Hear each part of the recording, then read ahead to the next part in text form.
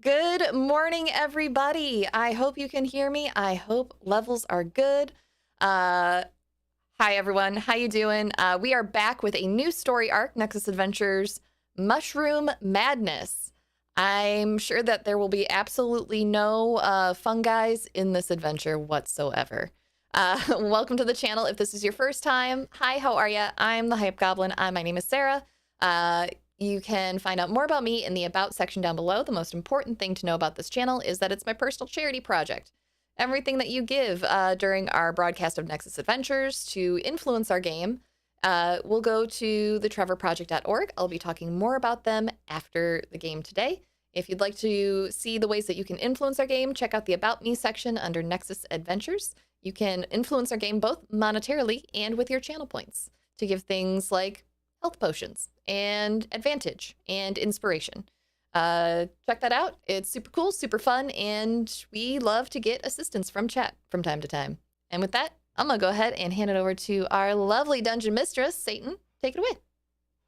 Hey everyone, my name is Satan, or Alice of Vamp on the internet, and I'll be your DM for the day. Today we have a new player, Kris, who I am very excited to have in my game.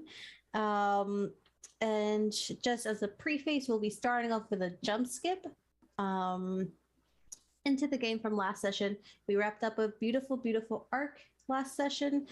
So please, if you're subscribed, go to the VODs and watch that, or you can go on YouTube and watch those as well, and you can subscribe while you're there. So we'll do a quick intro of who we are, what we're playing, and then we'll do a quick recap of last session. So just the ending of the arc. Like I said, I am Satan. I'll be your friendly neighborhood DM this morning, and I'll be everybody else in the world. But RJ or Jen, who are you playing? RJ or Jen? Oh, me. Okay. That's you. Oh yeah. Sorry, you said RJ first. Yeah. I'm Jen. I will be playing Anthony Silverhorn, the Artificer Barbarian. He has a bunch of small robots with him, and he is having a good time. RJ, who are you playing? There might be no fun guys in this campaign, but there is one fun guy, and it's me. Or, well, Are you Anyway, sure today about I'm playing... I'm not that fun. Today I'm playing Roland Granbrook, who is a sorcerer bard. I'm RJ. We're both go by he, him. And Sara, who are you playing? Hey, everybody. I'm Sara. I use she, her pronouns, and I'll be playing Lucy, our changeling wizard warlock. Last but not least, our most esteemed guest and one of my favorite persons in the world, Kris. Well, thank you for the kind introduction. I'm Kris Geary, and I will be playing Vordrek, your, well, you'll soon find out, the graveyard tender for Oakheart. Well, Yeah. night shift anyway. I can't wait for y'all to meet him. But last session, if you didn't watch, like I said, go ahead and go to those VODs or YouTube after this and get to know it a little bit. What we did. We closed off a very intense arc. There are content warnings for all of that in all the video descriptions, so just watch at your own peril. That sounded much more dangerous than what it should be. Watch at your own discretion. There we go. But we got our girl Lucy back, and after some time and explanation that she was truly safe, she's back with her family, recovering, and just readjusting to life anew. It's been a month since Lucy was returned to the Twilight Court. You have spent most of your time there recovering, trying and failing to be put to bed rest at times by your doctor, with the help of not both, but Jack, probably Titus and Beltane as well. You've been able to sneak out every once in a while to the chagrin of Anthony and Feanor. And probably Rollin, but he's not there. Rollin went to visit his girlfriend, Navarro, over at near a place whose name I forgot. I'll tell you. That place. Over at near the Northern Wastes in Kalish, the opposite country. the opposite facing country to Aloria, which is where you are now. Today, you find yourselves all gathered in the Lady of Twilight's office, as she is, as always, busy, busy, busy. There's a lot of paperwork and a cat. There's a lot of paperwork on her desk. There seems to be a few people that come in and out. It does not seem to be a close meeting. The door is kept open for now, which is different. But she is sitting there, regal as always, despite the business. She makes it all seem easy and graceful. She is wearing a elaborate nature-themed mask. Don't know if you can hear my cat, but I can.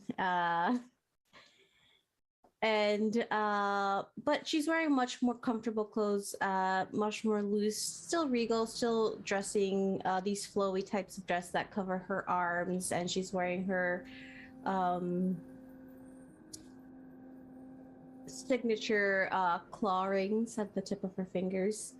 And you see one person leaving from the office as you come in with more paperwork. And as you come in, she'll just kind of motion for y'all to sit down as she is writing on a page on some parchment. And there's another floating pen that's writing on another parchment. Please sit. Oh, they were called here too. I thought it was just me. I thought I was special. Not today, sweetheart.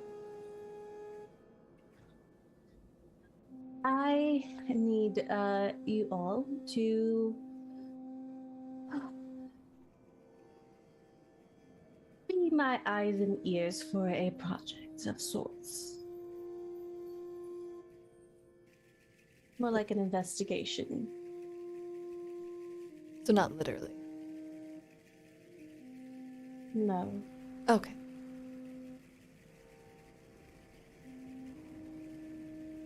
There seems to be some disturbances happening on the main line, specifically this time from Oakheart. And after your rest and making sure that you are signed off to be out and about again, Lucy, and with the care of Rollin and Anthony by your side, I will need y'all to speak with a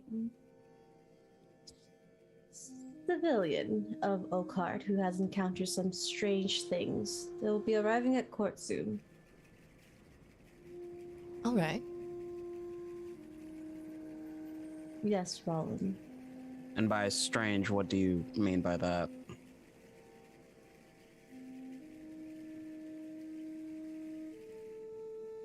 Well, the reports have mentioned missing people. They have been found, most of them. Strange organically induced memory loss, madness, you know, the regular sorts. Right. We would pay for it to be the unusual sort of madness. Of course. Put a real damper on our week. Standard madness we can deal with at least. Mhm. Yes. Well, they will be here. They'll be here soon. You will have an office space for this meeting.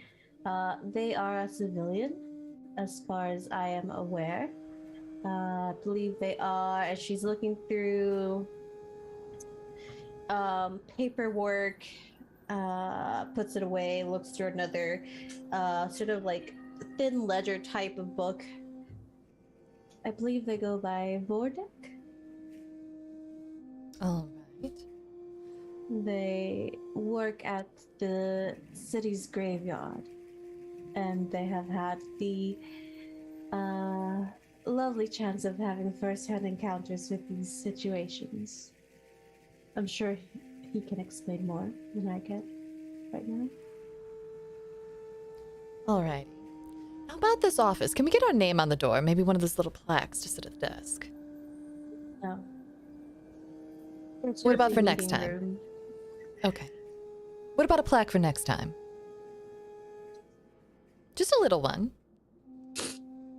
I'll think on it. I want mine to say Lucy.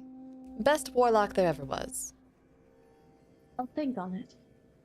Doom displays in the air. Lucy, best warlock, comma, ever. See? Dear, He gets it. You are aware that as a fae I cannot lie, correct? Are you saying that I'm not the best warlock you've ever had? By default, yes.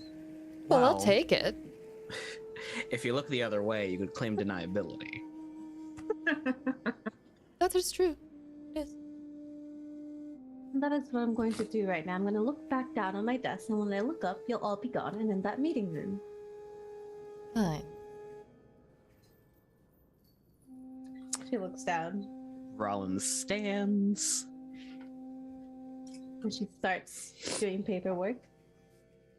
Oh, by the by, Navarra sends these. Rollin goes into his jacket pocket and he pulls out like these like beaded bracelets, and they have like little fangs on them. And he'll hand one to Lucy, hand one to Anthony. He's nice. These aren't her fangs, are they? Oh, no. They're like critter fangs. Oh, okay. And when I look up, you will all be out of my office. We're Rollin walking was and walking talking. out. Anthony follows after. He's attaching the bracelet to his Anthony could probably notice this, but like on some of the beads, there's like some runes etched into them. He turns them over. Are you cursing us? No, they're more identifiers than anything. Oh, okay, that's fair. That one reads uncle and that one reads aunt. As Lucy... Wait, what? Just pulls out a can of Scarlet Minotaur, cracks that bad boy open, and sips. We might have gotten a bit busy. So are they gonna be like arriving this spring, or what is it? I'm unsure about, Wanty physiology, so I don't know if they're live births or clutches of eggs. We'll find out when I get the message. How can you not know about physiology? Didn't you I just mean, spend an entire month there? right. Yeah, but it's not like birthing season. Well, wouldn't they So know it's their own birthing season. process? Yes. I didn't ask. I was a little shocked, Rollin, I think we Oh, need to have a yeah. talk later. About what? How many babies? I have to get to knitting. We don't know yet. I'm gonna start with 10. Oh, Lord.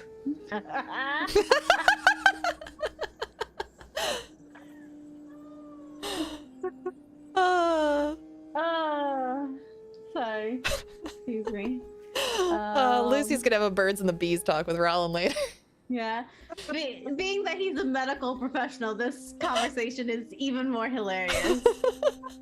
You're gonna give him the birds and the bees talk, but he's already had it. Apparently not.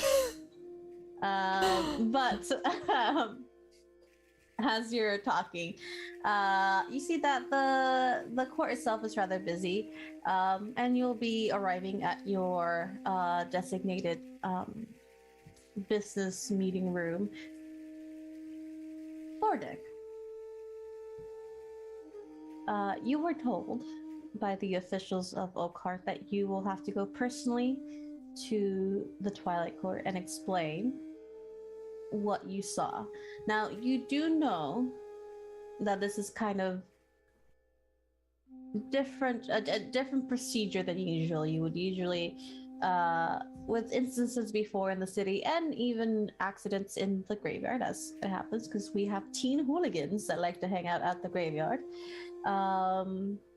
You would report this, there will be an investigation if there needs to be, and the city takes care of it. You just kind of report it.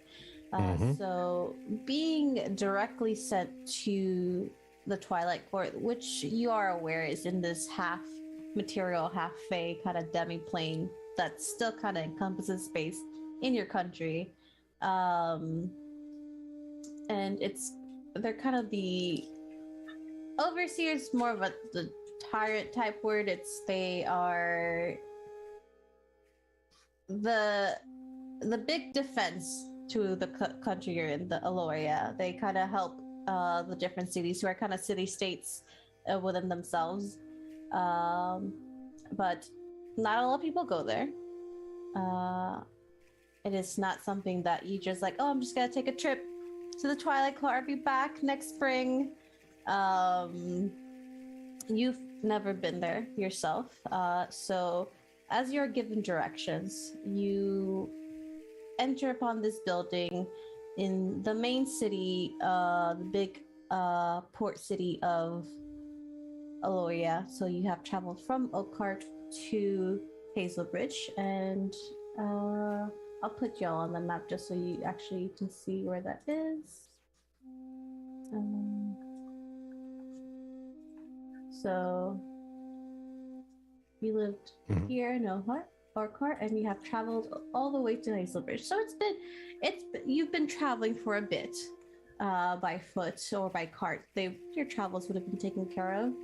And you arrive at this large, very government feeling building that is a teleportation central.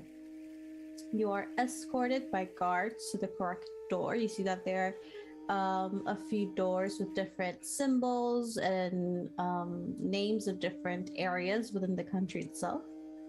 So as you arrive, what is your reaction to all of this? Just give me a little bit of what is the state of mind for Vordic so far? Well, as Vordrek enters and he's kind of taking in the surroundings with quiet observation, noting things and kind of going,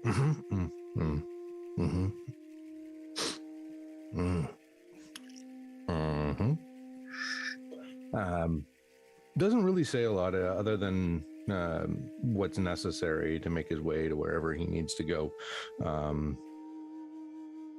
So, like, if there's someone at the entrance, of course, he, announces himself and presents any paperwork in which he had or had not been given. It doesn't do a whole lot to draw any additional attention, but is very much kind of like noticing who's there and what they're doing and paying attention to everyone from janitorial staff to people who think they're important. Okay. So as you enter this teleportation center, you have a high enough passive perception where noticing these things, it's second nature to you. You notice that the place is very heavily guarded, as it is a center where you can move quite easily and instantaneously through the country. So there are many guards, people that are notating who's coming in and out and who's going where and when. So you do give your paperwork, you state your name, who you are, your reason, and where you're going. And you are given permission to step through one of the surprisingly more plain-looking doors with where you're going. But it is all very very much like a procedure. You are taken to the door, you're put inside, they tell you to keep your hands and arms all within the spell circle, and they count down to let you know when you are being teleported, and in an instant you feel yourself almost fall for a moment. There's that feeling in the pit of your stomach just for an instant, and then you find yourself in a new room, different than the one you were in. The one you were in was more plain, just basic stucco walls, off-white wooden floor. Right now you're in a much more elaborate room. It is mostly empty. There are some tables around holding certain objects, like flower vases and stuff like that, but the walls change from a white stucco to this beautiful, soft, violet lilac color made out of a strange marble. The door in front of you opens, and you see two guards with this dark metal plate armor greet you. And they ask for your information, paperwork as well. I'll hand it to them, and paying more attention to the marble itself than to the guards, and the actual stonework, and admiring the craftsmanship. The craft. Go ahead. One of the things I will say offhand to them is, so people can come and go to Hazlebridge. Is that correct? Through these portals? Correct, yes. To anywhere? This one's specifically tied to Hazlebridge, but if you go back to the center, there are spell circles tied to different areas of the country. Like, oh, I don't know, Oakhart, for example?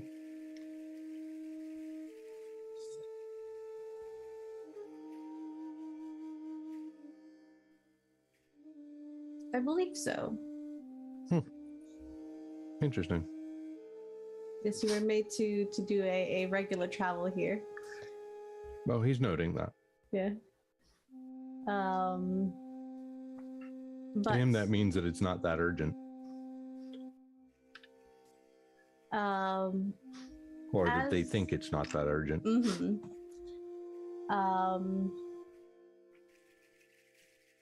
As you look at the craftsmanship, you see that this beautiful new-looking marble is intricately carved with organic flora motifs, vines and flowers.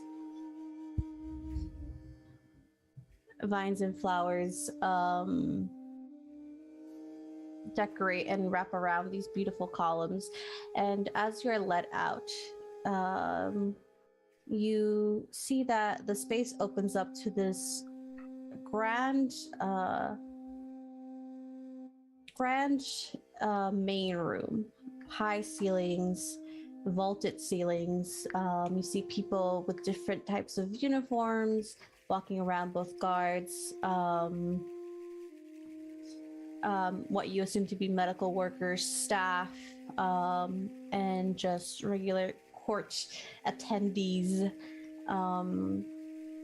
But as you are marveling at the beauty of this court, you are being led to a smaller hallway where the craftsmanship is still the same despite how empty this current hallways look. And you are taken down. You see a few doors pass you, and then they stand next to you at this dark mahogany type door, and they open it. And as you walk in, you see three figures. And what do these three figures see when you walk in? They'll see a squat, kind of older dwarf, balding,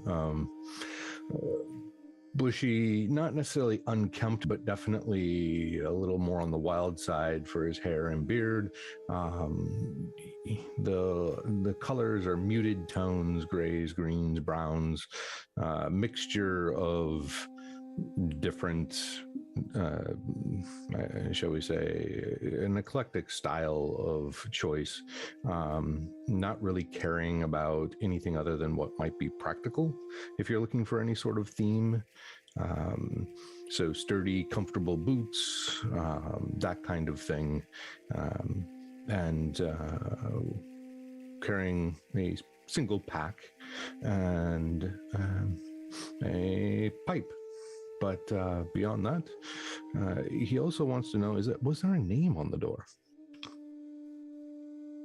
There was no name on the door. There's an It reads illusion. like meeting room 3. There's an illusioned name on the door. Lucy's office. So you all see this dwarvish gentleman walk in, escorted by guards. And what does this dwarvish gentleman see as he enters? Describe yourselves to him, please. Rock, paper, scissors for who goes first? Nose goes. It's Jen. It's Jen. Okay. Sitting kind of in a space that they've kind of just taken up in the corner of this table. There's blueprints on it, and he's rambling about something to this kind of round brass object that's just kind of bobbing up and down as if it were nodding. As a drow gentleman with broad shoulders and chest. Now with short hair, he's cut his hair and it kind of curls around his ears, and he has glasses at the end of his nose that are tinted purple. Not so much to see, much more to make sure he can, perceive in the daylight. And he's wearing what looks to be almost what you would see in a blacksmithy's kind of office or workshop. He's wearing the overalls. He has a apron that he just didn't take off. He has smudges on his what would have been a clean white shirt at one point, and he has a array of tools and things kind of attached to him, and a little what looks to be a small Remoraz kind of climbs up and over the chair and watches him kind of pore over this blueprint. And he looks up and he has soft purple eyes and freckles across his cheeks, and he kind of waves and is like, you guessed, as he motions towards the other two. Oh, hello there. You see a human-looking woman address you. She has blonde hair, green eyes, stands about 5'4", with a slim build.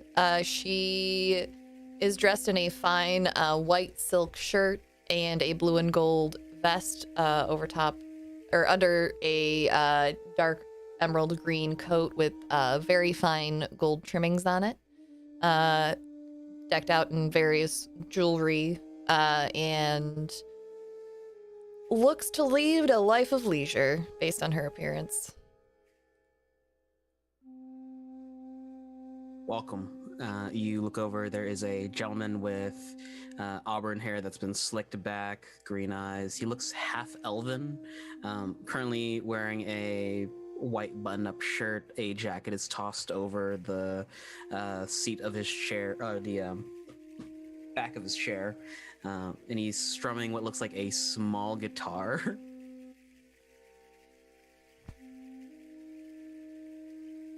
You are met with these three people as you walk in, and the door closes behind you. Of its own volition or the guards? Of the guards. Okay. Welcome. You must be Vordek? Vordrek. Vordrek. Vordrek. V-O-R Drek. Good to know. How can we help you? Well, there are some shenanigans going on that are not local or typical. And Shenanigans? I was told yes. Probably kind of looks around carefully. Faye. Oh, well, that should be fine. Do you think there's Fey wine involved? Unfortunately, not. Rats. That's disappointing. It is. You stop by the kitchen later and pick up a bottle if you really want. Oh, can you pick me up 3? I haven't been allowed near it since I got back. With good reason. With good Rude. reason. As you see the camaraderie between these three people, there is a meeting table. You can all sit down should you wish, but I'll leave it to you how you would all like to conduct this meeting, since none of my characters are there. Lucy is definitely sitting at the head of the table, leaned back in the chair with her feet up on the edge of the table. She's incredibly professional. 10 out of 10. Well, introductions. I'm Anthony, as he rolls up his blueprint to put it away. My daughter Lucy, Dr. Roland Granbook. We are here to help you at the behest of the Lady of Twilight.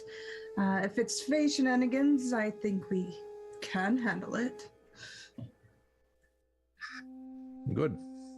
And he'll approach the table and reach into his pack and just start pulling out bottles and vials, mostly bottles from his pack. And then he puts his pack away and he starts rummaging through his cloak and pockets within his clothing and starts pulling out vials of such.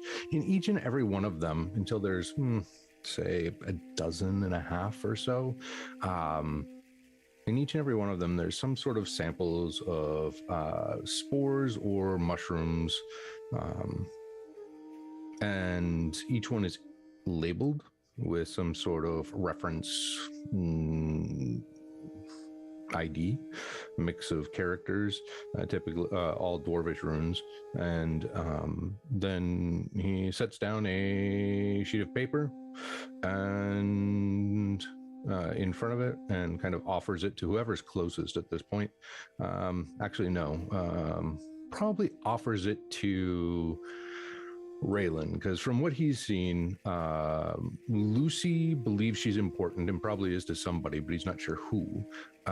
Anthony is important, but in certain situations, and Raylan probably gets stuck with a lot of the grunt work. So, I love this character so much. he slides the paper in front of Raylan and goes, well, there's a catalog of all of the different instances and samples in which I got. They were growing on people. Is this a sort of cordyceps situation where it's an invasive species, or? None of these are local species, absolutely not. Nature check, if I may. Well, to Oakheart, anyway. Go ahead. Yeah, Ron's face just like squints like, well, these are... Can I help as Anthony leans over to peer at it? How are you helping exactly?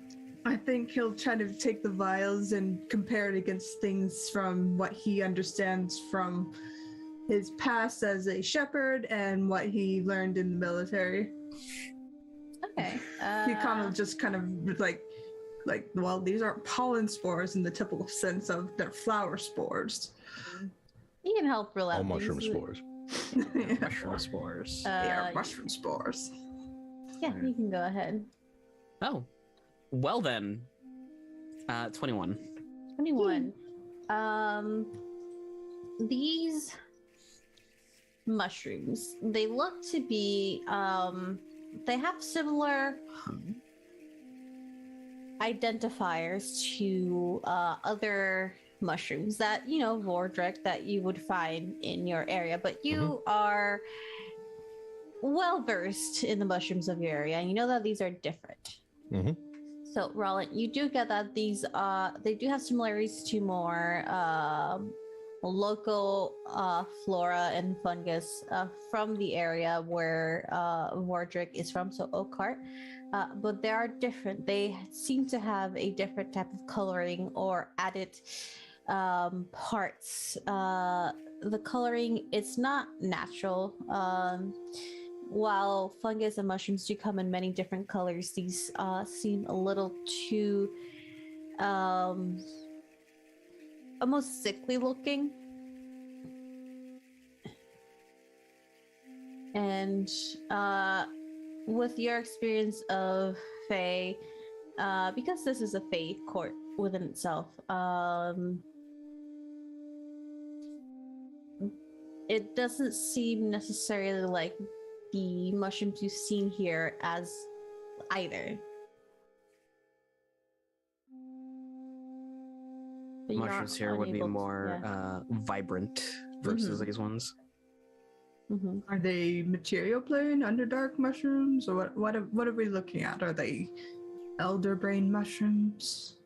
Yeah. Oh, I hope so. No. Do you think they're like the berries? Possibly. I don't recommend eating any of them. Well, I know one person who's very well versed in infection. Hopefully they can It's Feanor. Mr. Vordrek, if you would accompany me, maybe your experiences with these spores would help narrow things down. Sure.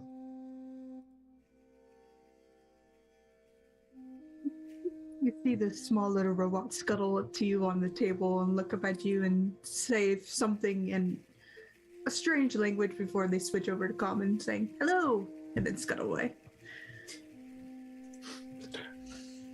Vordrek will nod to them, acknowledging their presence. And if Raylan is looking to leave immediately, Vordrek will start to gather up his samples. All the vials get stuffed back inside of pockets and such throughout his clothing. He seems to, it looks more like he's just stuffing them under his cloak somewhere. And then the rest get, the larger bottles all get put in his pack. Can definitely do that. And Rollin, you're you know the court very well, and are able to lead everyone successfully to not necessarily the medical wing. It's near there. It's The offices, basically. Yeah, it's offices. So you lead them to Feanor's office, and as you knock, the door opens, and Vordrek, you see a taller gentleman, soft, almost sage green hair, vibrant amber eyes, and this deep brown skin tone that has what you would notice to be certain wood grains, and your lantern does go off.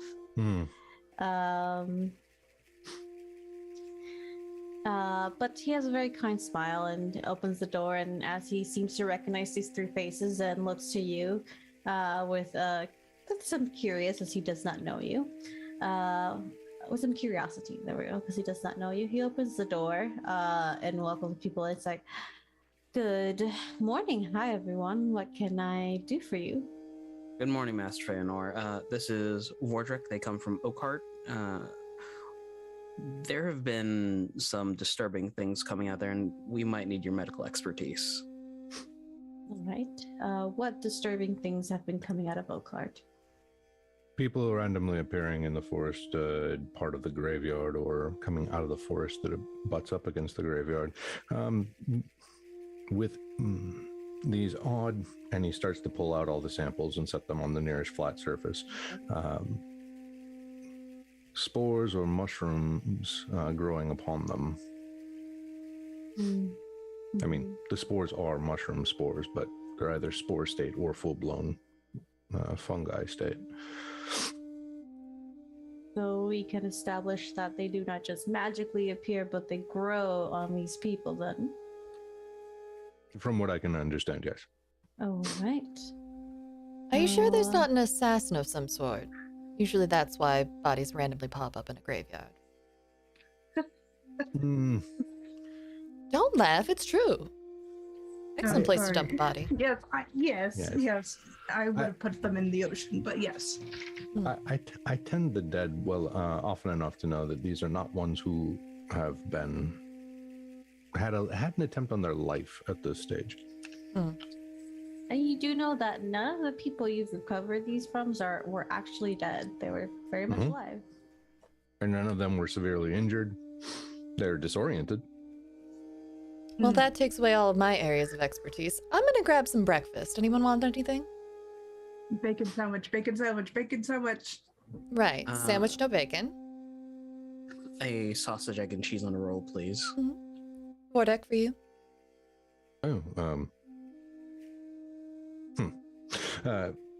Eggs, scrambled, and with some ham. All right. All that coming right up. Thank you. Thank you. Very kind. No, my sister-in-law is a spore druid. She would probably lend some credence to you, Feanor, if you need it. Getting Rissa over here might be a chore. I think she's on a pilgrimage. I can't remember. That might be a chore, as we're not currently having many people come in. But do excuse my rudeness, sir. I'm so sorry. My name is Fanor Aliela, Dr. Fanor Aliela. He'll put his hand out to you, Vordrek. Head physician here at the court. And who may you be? He'll shake the gentleman's hand and say, Vordrek, night shift at the Cedar Memorial graveyard in Okart. It is quite a large city. Well, you seem to have experience and quite good labeling and organizational skills with these things. Can you tell me more about exactly how you find these people? Well, the best description, honestly, is randomly. They appear typically at night. There have been no reports of similar instances from day shift. There's not a particular time, is there? No, you do find them more during the nighttime because that is the shift that you work. Mm-hmm. But it's not like at twilight or dawn. No. Okay. It's been at different times. Okay. Yeah, there's no pattern to it. It's not near one of the transition points, which is known to be, well, mystical to some traditions. But they appear mostly in the forested area of the graveyard. We've had some experience with dimensional travel, but that was triggered through existential circumstances. However, that is a possibility within our realm. But it could also be a simple slip between realms that occurs, kind of motions to Fanor, if the Feywilds or any of the other planes kind of slip into our world. That could be it. Or it could just be a simple illusion within your forest.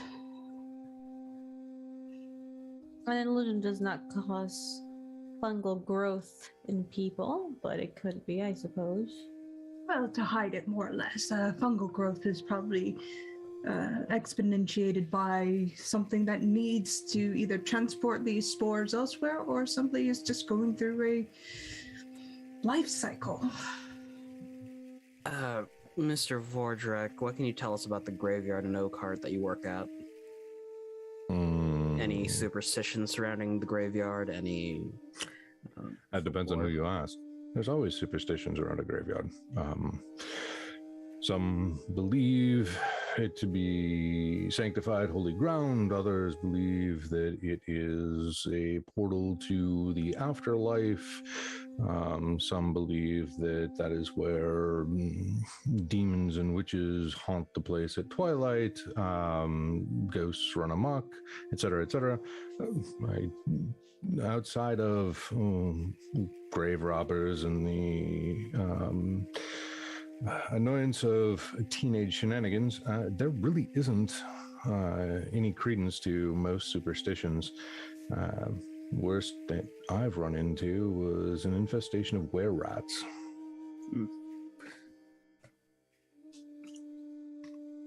Right. Well, we could go there. I mean, be a nice change of pace.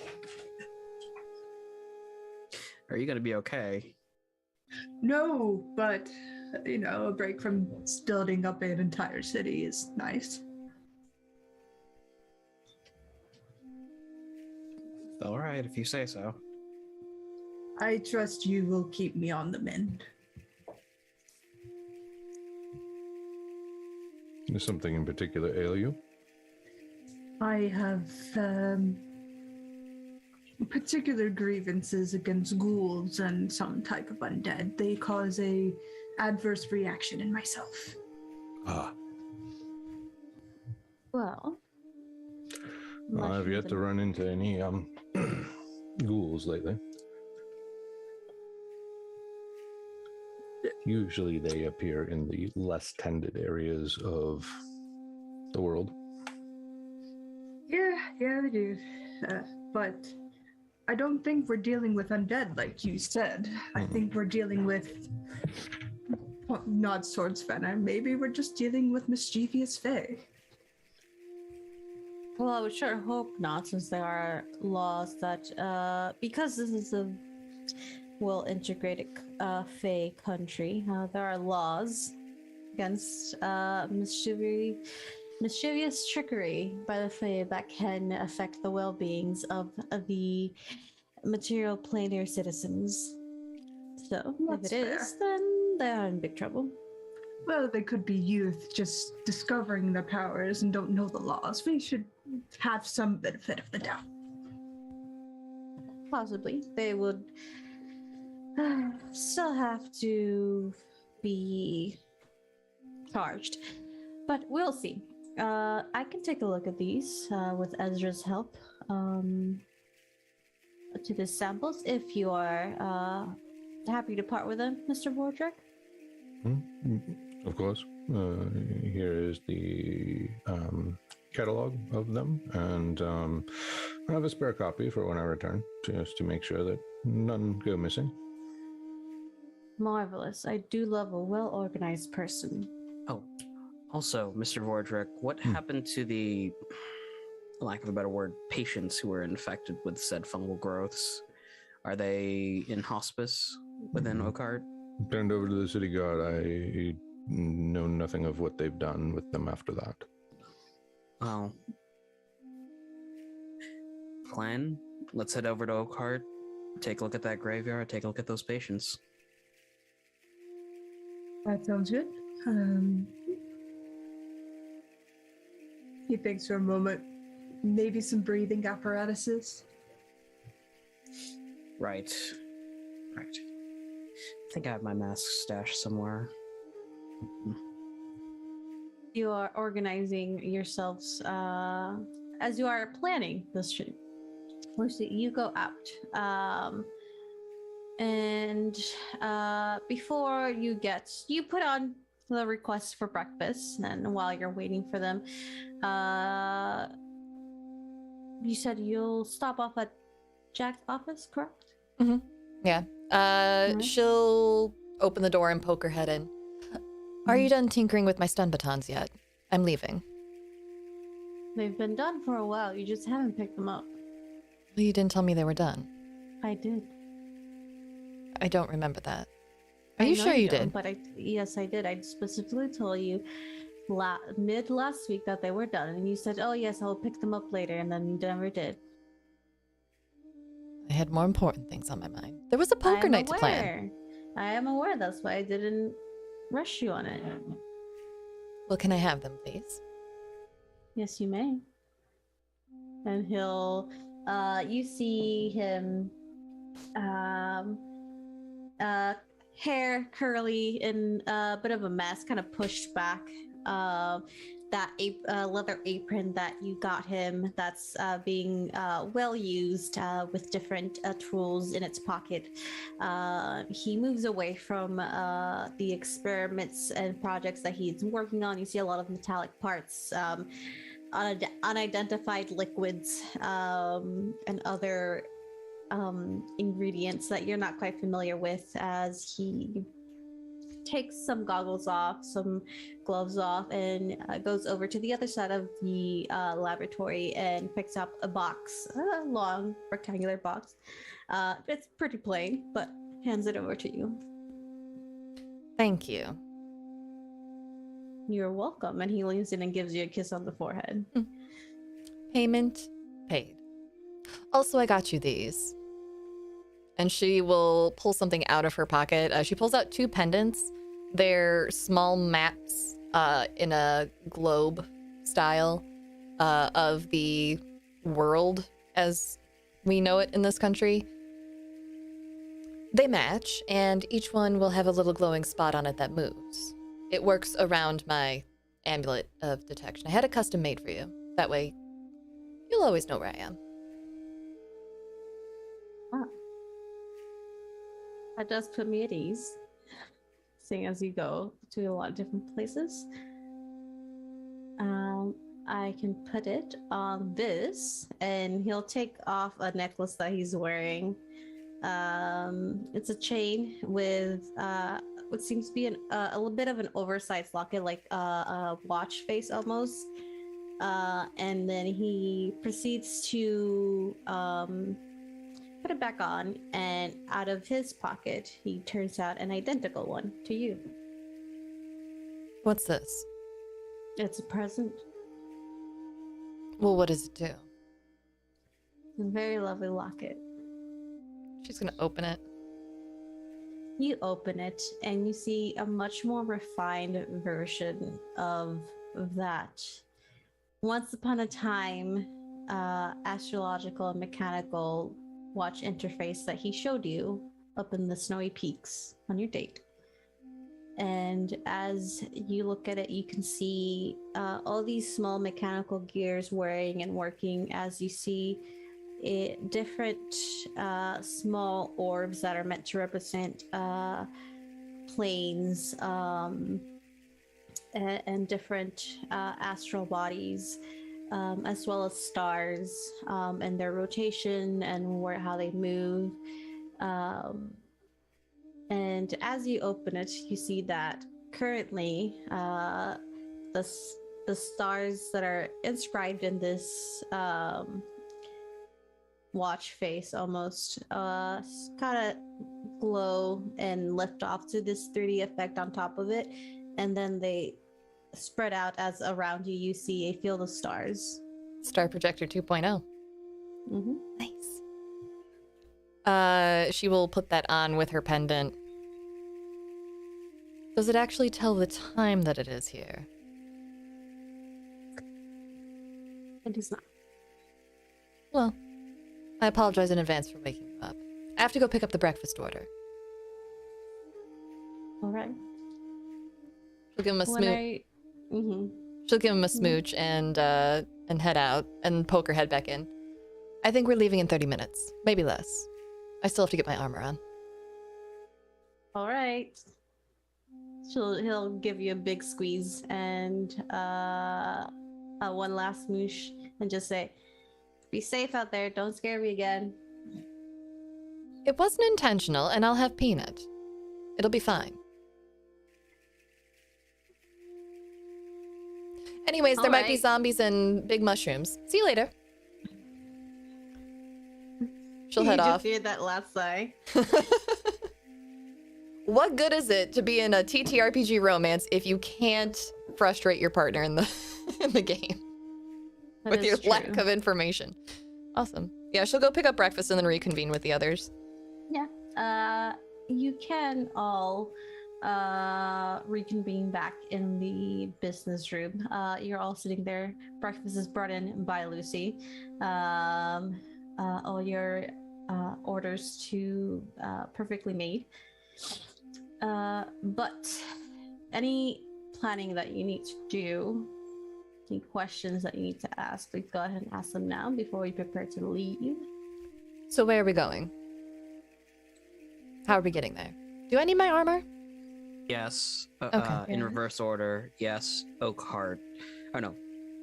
Yes. Teleportation. Oak Heart. There we go. All right. Oh, you have access to teleportation.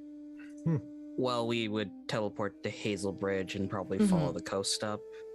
Oh. Once I see the city, though, I can teleport back there anytime we need to. I have boots. They're not made for walking. No. They're made for... Teleporting, actually. Well, if we are dealing with Fae and Fae-like creatures, do we know the general rules? Reciprocity, go over that? hospitality, and something else. Don't give them your name.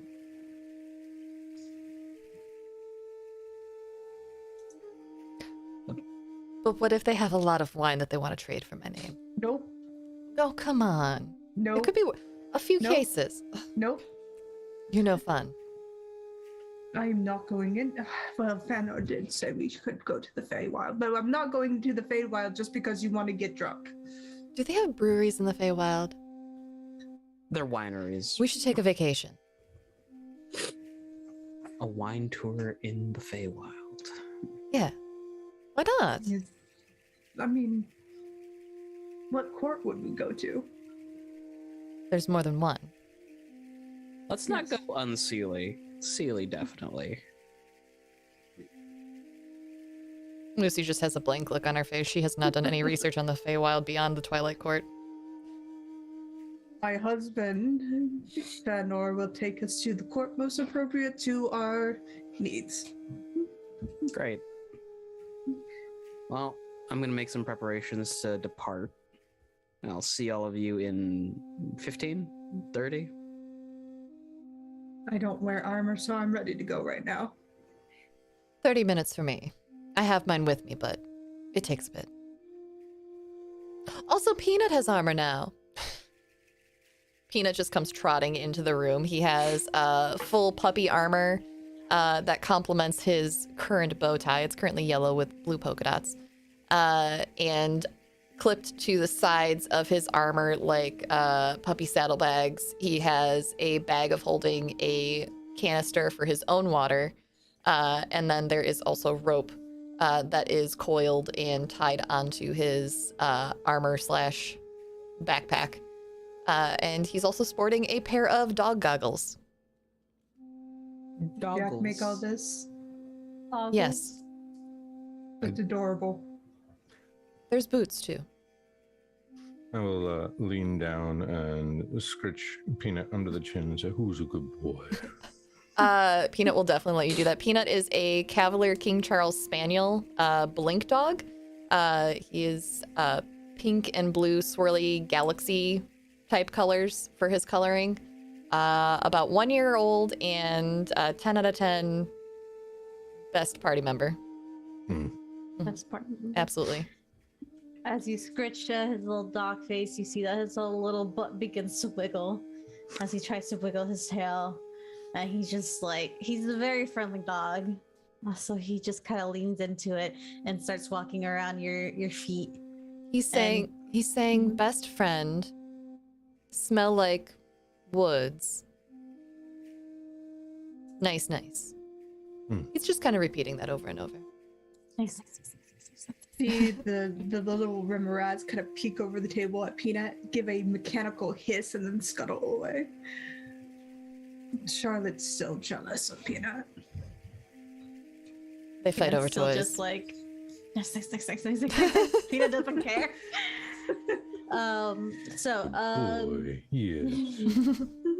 Are you doing anything specific for preparations?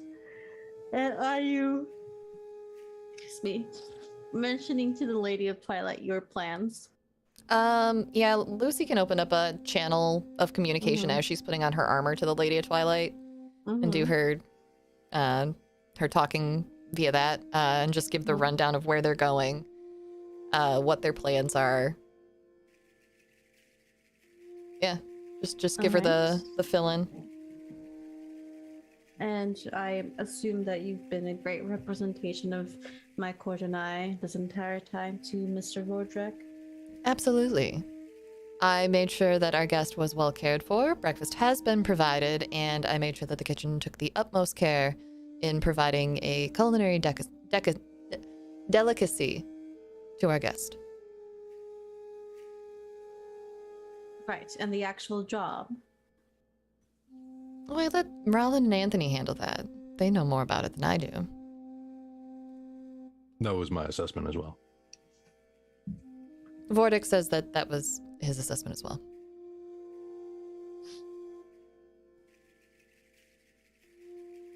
I do stay in your conference room. I'll be there in just a moment.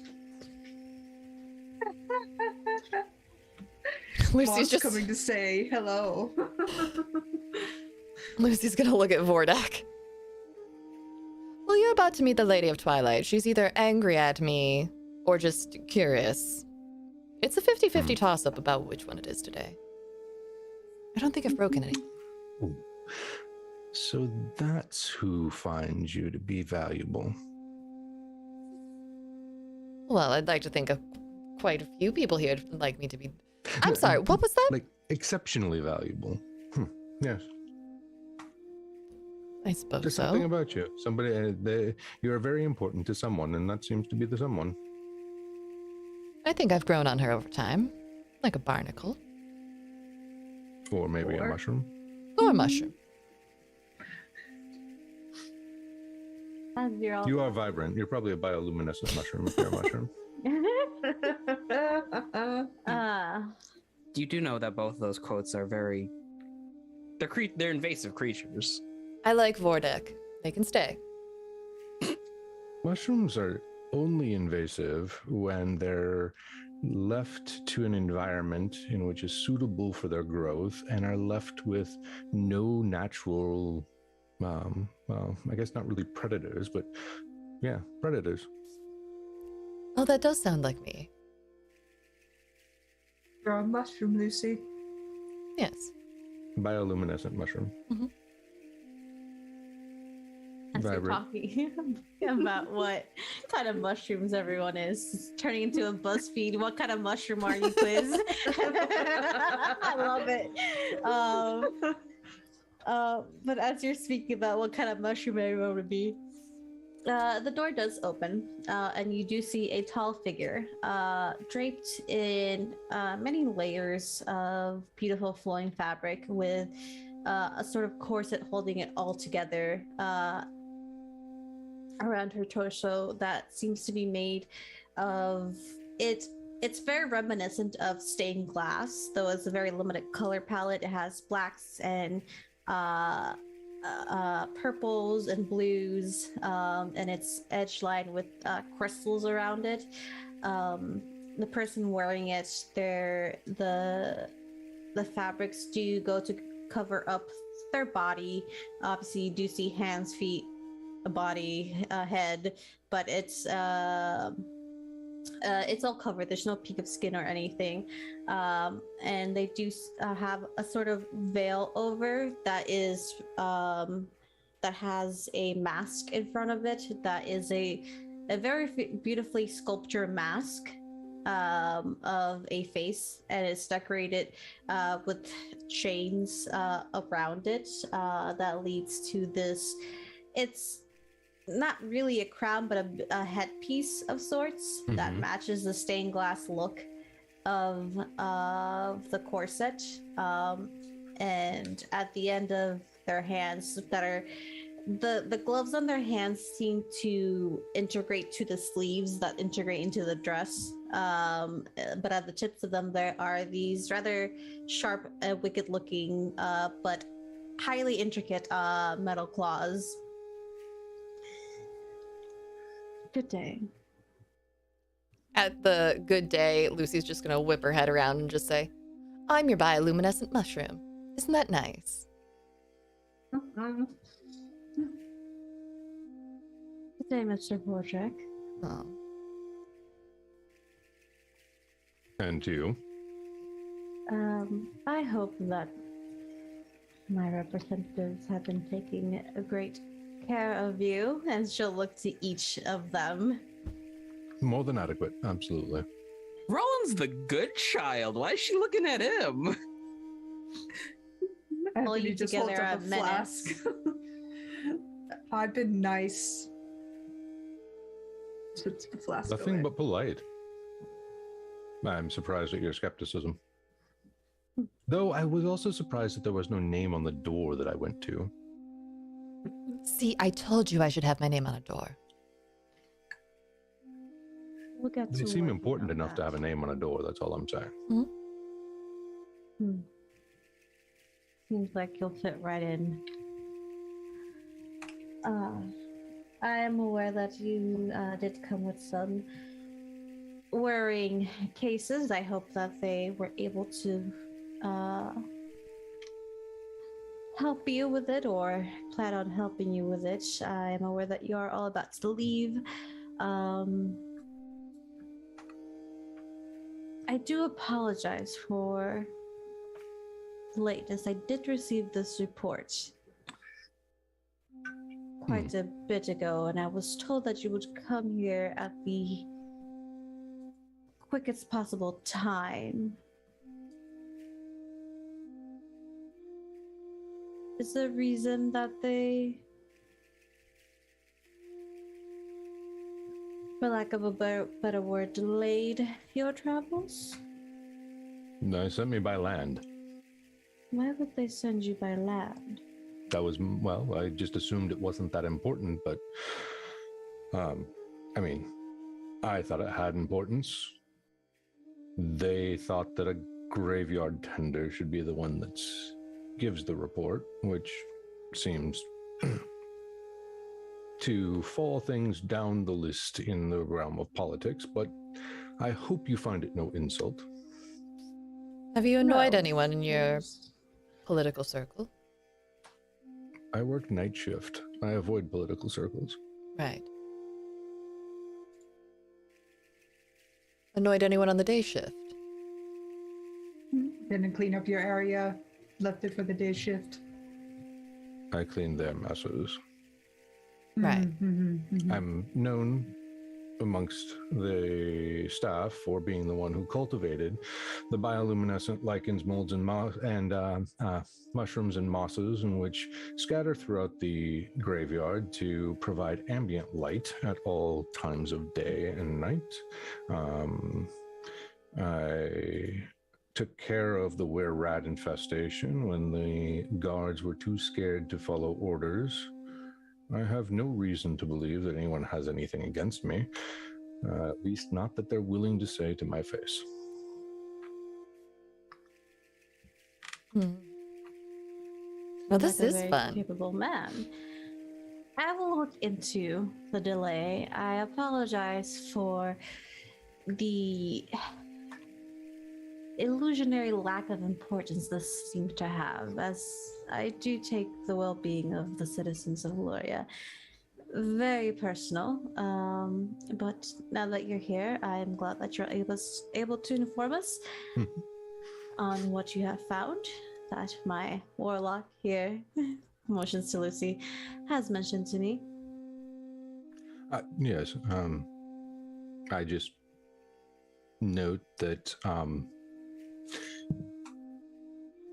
you all have, how do I say, there seems to be a fey element, from what I can tell. Either that or a mad wizard. There's always the possibility of mad wizard. You can never rule them out. But people randomly showing up, mostly in forested areas, in the middle of the night, and with weird fauna or flora involved.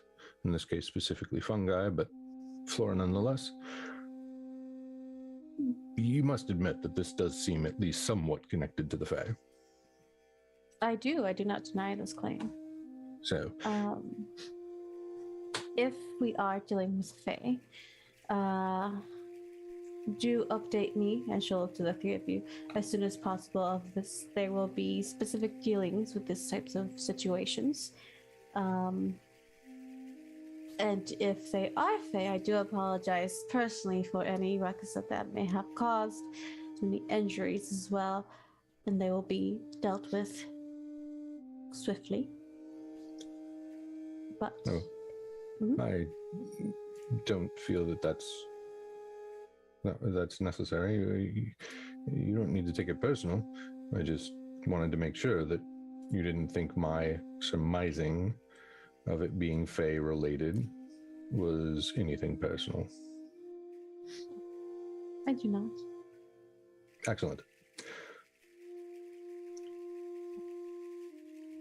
As you all investigate, please do update me on your findings and your theories as well. I'm quite concerned with how this is happening, given the other similarly strange events that we've found in the past. But with that, I will leave you with this most trusted group of mine.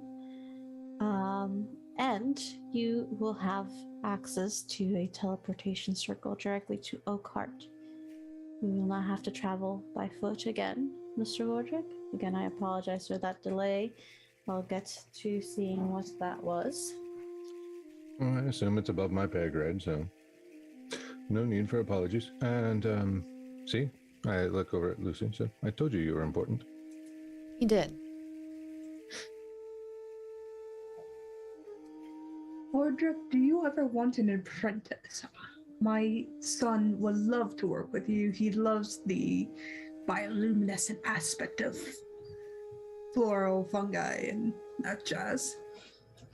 Who's this now? George. Oh. If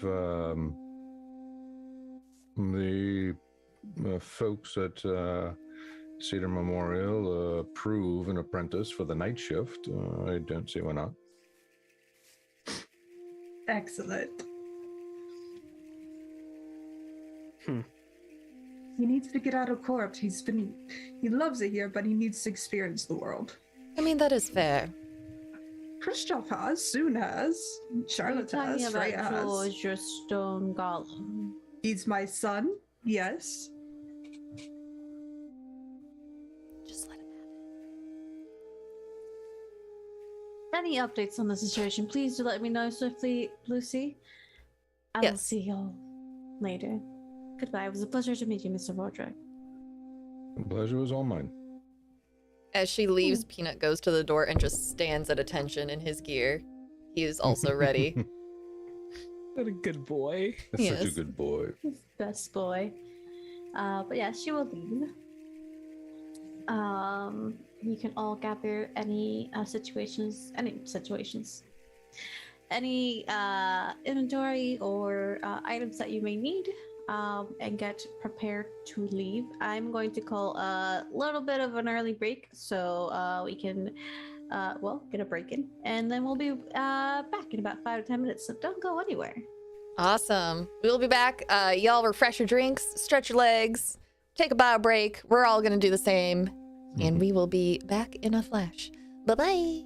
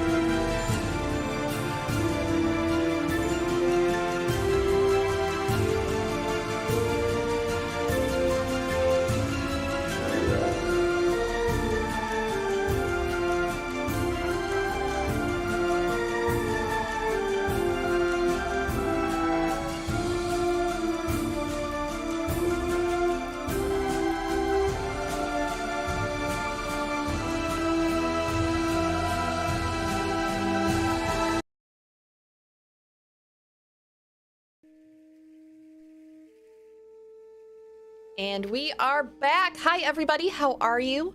Welcome back. RJ will be joining us shortly. Just a kind reminder for those of you joining us for the first time today, this channel is my own charity project. I take no financial income from this Twitch channel whatsoever. It all goes to the trevorproject.org.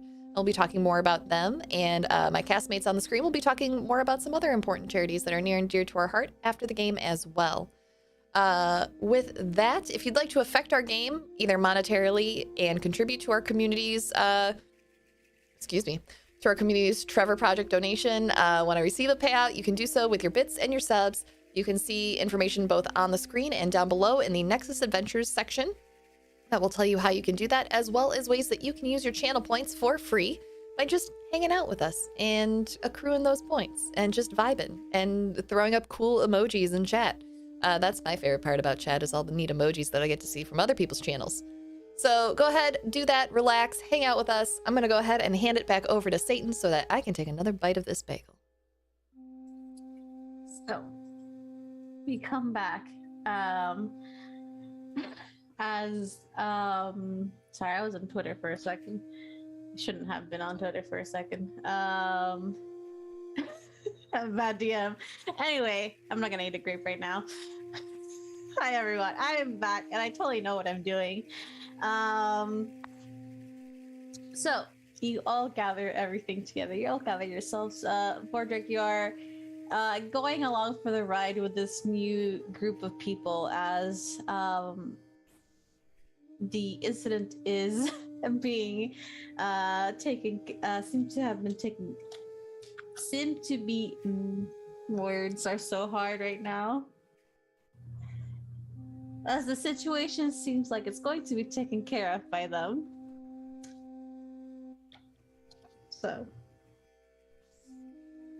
So it seems that we're going to be taking care of this situation, right?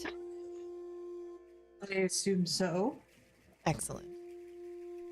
And so are we traveling now? Is like what's going on?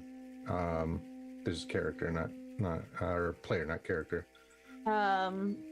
So you will be escorted to a different teleportation circle, and you will be able to go directly back to Hazlebridge, to that building that you came from.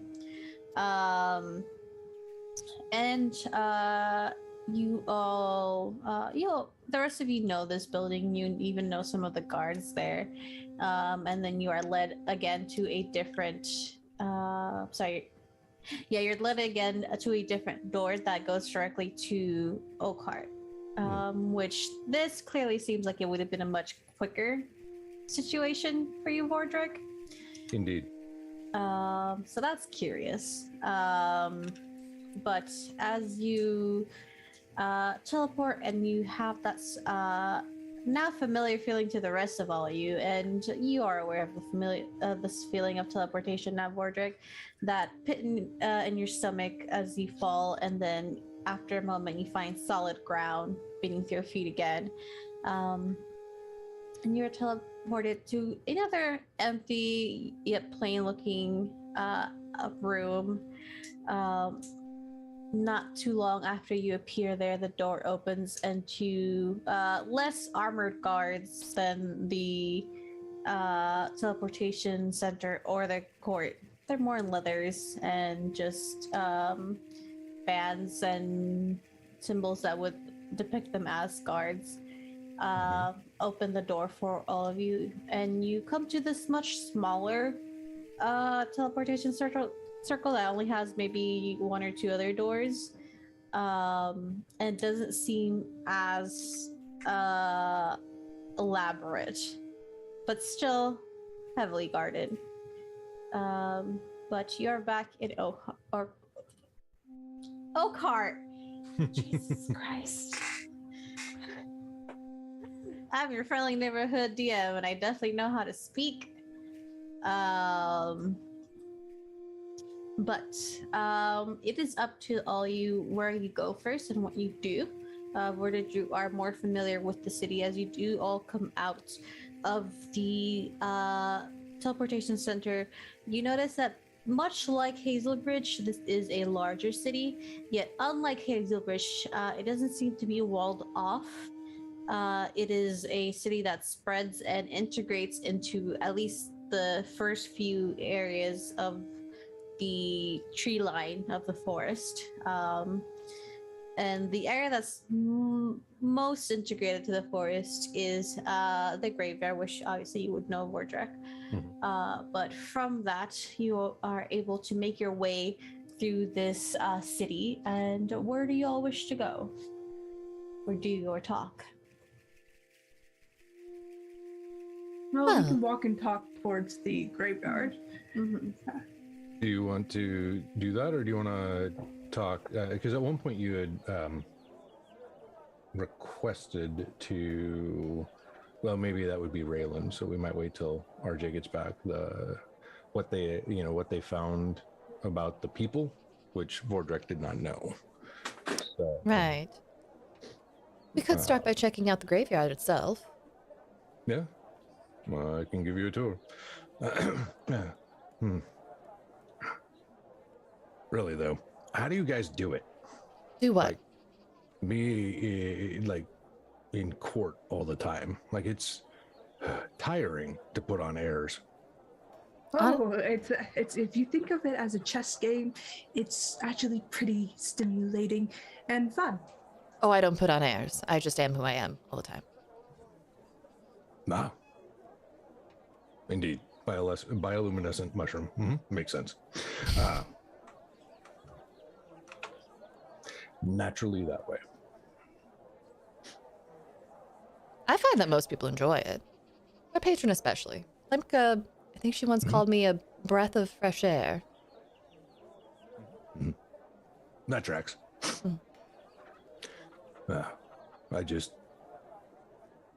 Those kinds of things make me nervous. Oh, that's fair. I once accidentally lit an entire room on fire at court. I was very nervous after that, and prior to it, but more so after. That's a reason to be nervous. Got put into jail twice at the court, so Yeah, that's true.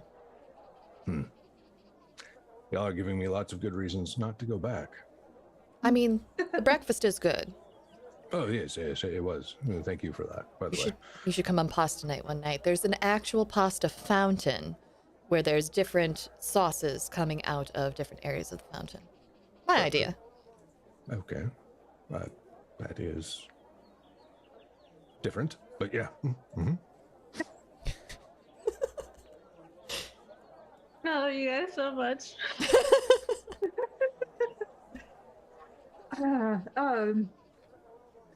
court's not for everybody. It is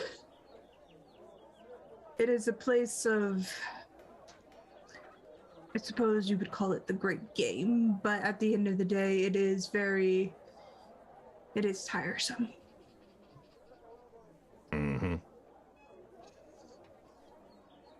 Anyways, it's an ordeal. Yes, it's an ordeal. But I'm excited to look at mushrooms and floral and forest. I've been looking at so much stonemasonry and blueprints the past month. I'm ready for a change of pace. I love building, don't get me wrong, but sometimes I need a break. I mean, you're the one who bought a home and immediately decided to remodel. I mean, yes, but remodeling an entire city is a bit different than remodeling a home. But they say you get the most done when remodeling a home in the first year. After that, it all kind of dwindles off. I never want to own a home. Roland looks into the middle distance. Ah, shit, I gotta remodel the house. I assume you're going to be moving towards the desert areas. I mean, it's a bit cold here. Shit, I gotta move. Can I have a room with a skylight? I mean, we already talked about this. Of course No, not can. you, Rollin. Oh. I have a lot to think about. All right, we'll think about my skylight later. If you need, like, parenthood advice with multiple children. Don't go to Ask Anthony. Feanor. Yes. I was thinking my mother and father, but yes, Feanor's Fender only has a daughter, plus mine. Rude. I'll. I count. Only has a Son. daughter. You are the daughter. Vera is his biologic daughter. Lucy is our daughter.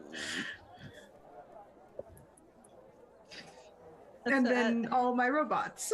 As he kind of gestures to the 3 that's with them. Careful, As Ford. you- Careful, Vordrek, or else you'll be assimilated into the family as well, and you'll be my new brother.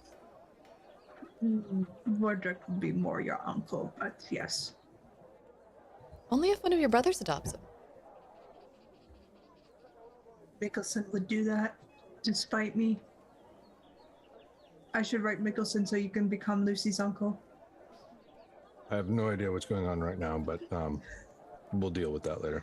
I'm going to make an elderly character so that Anthony can like ask them to be their siblings, and I'll name them Mum. So it's like Mum's your uncle. I love it. As you're being threatened with assimilation into this family, Mordrek, you make your way through the city. It does have a familiar feeling to Hazlebridge. So yeah, it looks and feels less lively. Like there's not as much of a rush in here. It's a bit more easygoing. It is not a major port town. There are not merchant ships coming in and out, so it's less less hectic. But as you're making your way through, you make it to the edge of the town, so it's about maybe a 30-minute walk from where you came. And you are greeted with a area that's not, it's half walled up, so it's not like a complete wall where it's like 10, 15 feet tall. It's maybe about 5 or 6 feet tall. It has a gate, and you are familiar with this as the entryway of your graveyard. But as you bring these people into your graveyard, what does your graveyard look like? That's an excellent question. So,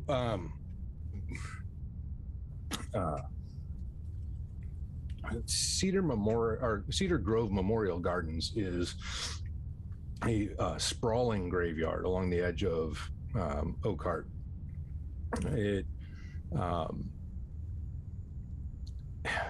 If you're thinking about city planning, those who are in charge in the political sense have continued to procure land as the city has expanded to keep from having neighborhoods or areas pop up and box it in. So they keep pushing to the edge and pushing to the edge. So the forested area is the least used for graveyard purposes, even though it technically falls under the auspice of the gardens. It's called the gardens because they also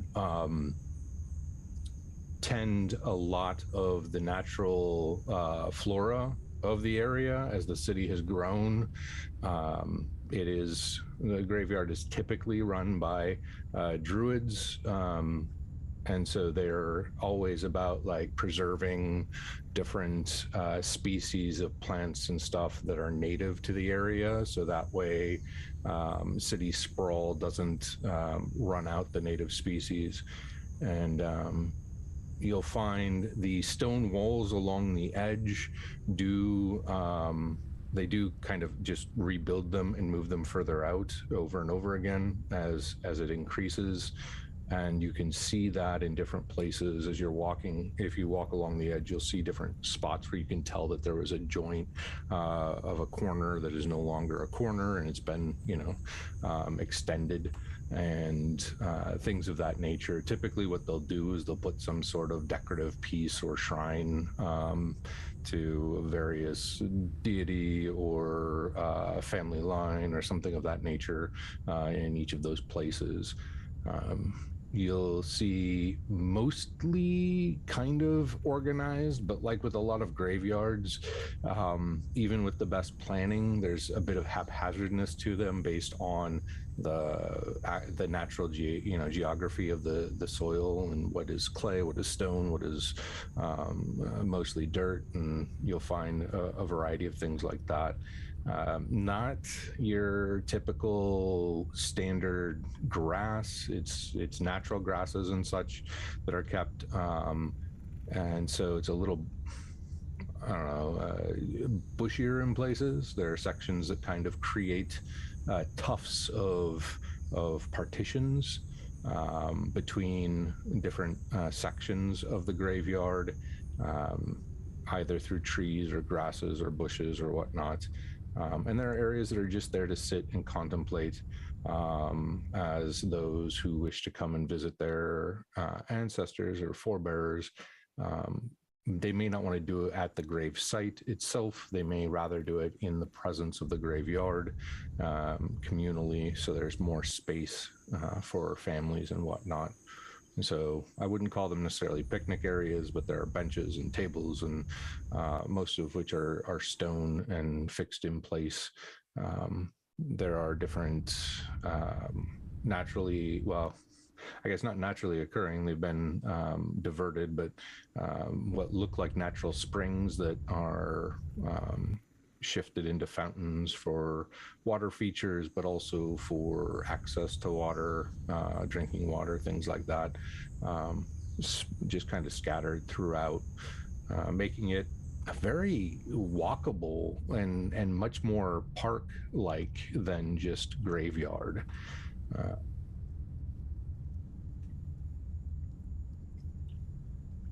As you walk in with Wardra, thank you so much for that wonderful description. As you walk in with Wardra, you see this beautiful sprawling graveyard that, if many a times, if it weren't for the headstones or that you were told it was a graveyard, you would have just maybe passed it by if you weren't aware and think of a park. Like Kris describes, very lush. There's a lot of plant life, areas where you can sit and contemplate. And while it has been ascended, the masonry and the stonework on these places, these headstones, these shrines, is quite beautiful. So you do have a lot of ground to cover, but you are at the graveyard with Vordrek. What would you all like to do? Lovely It is place. currently about a little bit over midday. Lovely place. We like to think so. Said the disappearances or reappearances, excuse me, are kind of points towards the forest and wanders that way. Yep, mostly that direction. A few of them have been closer in, but not near the front gate. Not that I have been alerted of, anyway. Has the graveyard intruded into the forest, or is the forest kind of a natural barrier created to make up the back of the graveyard? Yeah, I would say we've progressed into it. We do our best not to intrude as much as to integrate. Now, granted, that does mean we do some clearing here or there and reorganizing, but we catalog and pay attention to what it is that we're doing. Most of, almost everyone that I've encountered who has a position of import with the graveyard is a druid or ranger of some sort. So it is done what most of us would consider respectfully. If we move towards the forest, do we see any signs of fungal growth? You'll see fungal growth everywhere in different spots. As Vordrek had mentioned before, a lot of this area is in a way, you could say decorated with certain mushroom, fungus, and moss that Mhm. naturally light up the place. So it is a very present thing.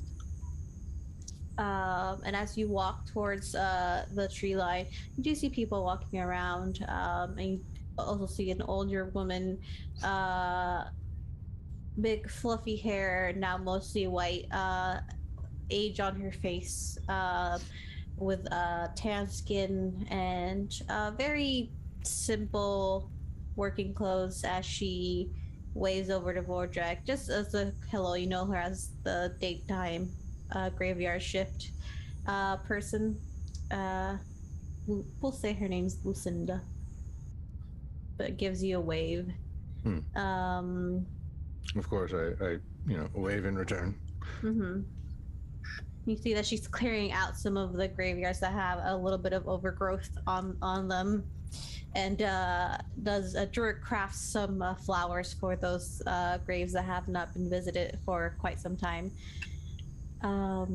But yeah, you do see a lot actually, mushroom growth, a lot of mushroom growth. Do we see anything that's reminiscent of the samples we brought back? Right here, you don't. Okay. While everyone's searching about, Len takes out a notebook and he starts writing in it, but he's ritually casting Detect Magic. Mm-hmm. All right. Did these spores appear after a certain burial had taken place, or expansion into the forest, or did they just, I don't know, appear when one of the moons was overhead? It was a recent development, but did it coincide with anything notable that Vordrak would have Roll me a been aware history of? check, for lack of a better roll. Okay.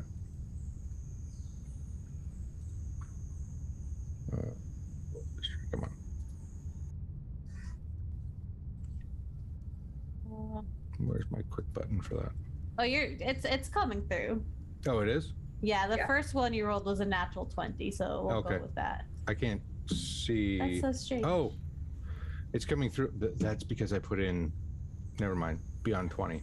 I was looking for it on roll 20 or on D&D Beyond to show up, not in roll 20. Sorry for the You're all spam. good. No, you're good. No worries about it. But with a natural 20, you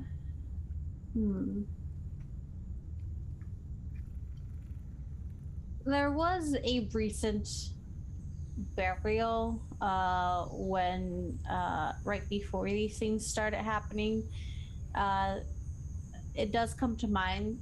You don't know if it's related, but you know it was a rather large and well-attended burial.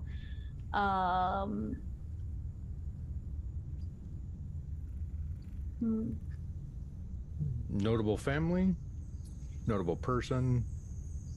That's the strange thing. It wasn't necessarily someone you knew. It didn't coincide with people in political circles. It didn't coincide with people in big social circles either. To your knowledge, such a quote unquote unimportant person, it was quite a large gathering. Okay. I'll Vordrak will ponder for a moment and go, there was an oddly large gathering for a relatively recent funeral, and start guiding them toward that particular headstone. See this headstone, beautifully carved yet simple. And you see the name Astarak, which I'll write in the Roll20. No last name, one name, no date of birth. Just one name.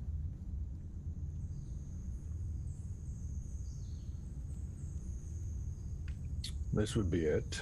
As you can see, it's not connected to any of the families of the Occart or any titles attached to the name. Am I catching anything off this grave with a detect magic up? Let me double check. Would you like me to read it out for you? I can read it here. I have it up.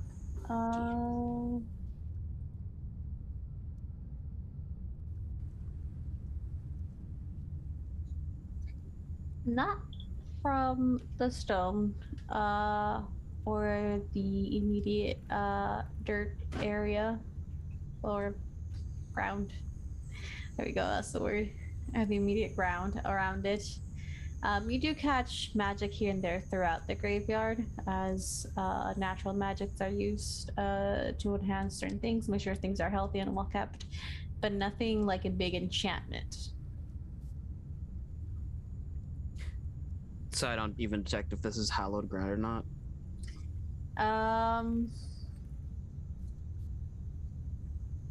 It's not really hallowed ground, no. It's just a graveyard. Interesting. Well, I'm not catching any magic off this grave in particular. Were they buried with anything unusual? Do you know?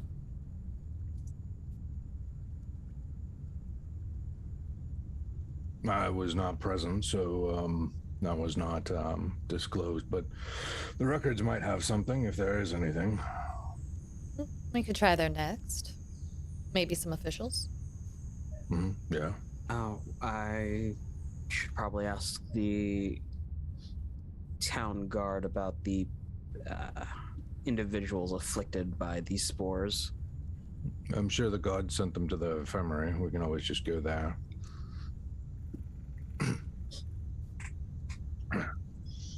That way you don't have to hassle with guardsmen. Us They hassle particularly- guards? Yeah, Never. never. It was just one post office one time. What? But anyways, let's check out the infirmary. What's that? He thinks for a moment. You could update Fëanor and that night's doctor About what? about this. I mean, I'm sure this would be of interest to that particular doctor. Which doctor? Exactly. Whom I are will- we speaking about? I know many doctors in the field. Mm-hmm. You know, the one that Christoph apprenticed under. She was very good at it. She came home with a wealth of knowledge. You know what? Let's just go to the infirmary. You know, if you want to actually fake that you're okay with him being in your life, you do need to actually use this name. It's fine. Exactly. Yes. Yeah. I mean, I can update both of them after a long rest. I don't have sending prepped or any sending jewelry to Dr. Tiberius Strutt. I I remember his might name. have a sending stone. Oh. Well, then you should be the one to do it if you have the stone. Or if you Yeah, have I mean- stones.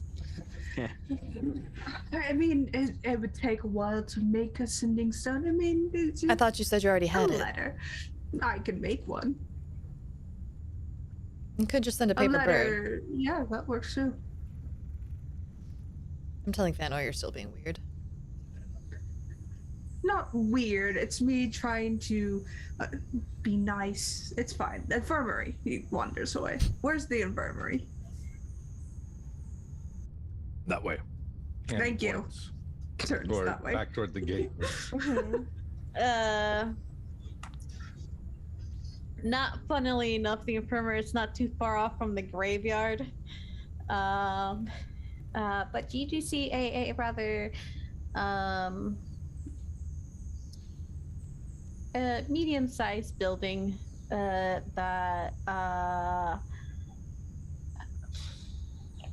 my brain just hit a wall. I'm so sorry. Give me a second. I had things planned. I didn't write descriptions. You see a medium-sized building, a little larger than just a normal living apartments.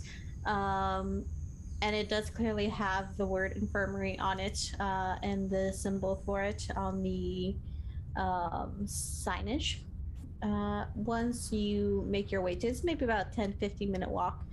Once you make your way to it, you are greeted by a gentleman, an older gentleman at a desk, people waiting in the area, the waiting area, and just people coming and going, doors opening, doctors conversing about certain patients. But as you walk in, you see this older gentleman, human, maybe in his early 60s, kind of look up with a kind smile and say, "How can I help you?" "Oh, Bordrick. Hi, how are you?" Well, how are you? "Good. Good." We're here to check up on a couple of patients you've had. "Oh, the ones that were brought in from the graveyard?" Yeah, the spore ones. "Right. Usually it's patients going to the graveyard." Mm-hmm. I like Let's this one see. too. "Oh, why aren't you so nice?" And just goes through like a clipboard of with a stack of papers. Well, out of the well, some of them have been released. Others with the more forward along infections, I suppose we would call them, are still here.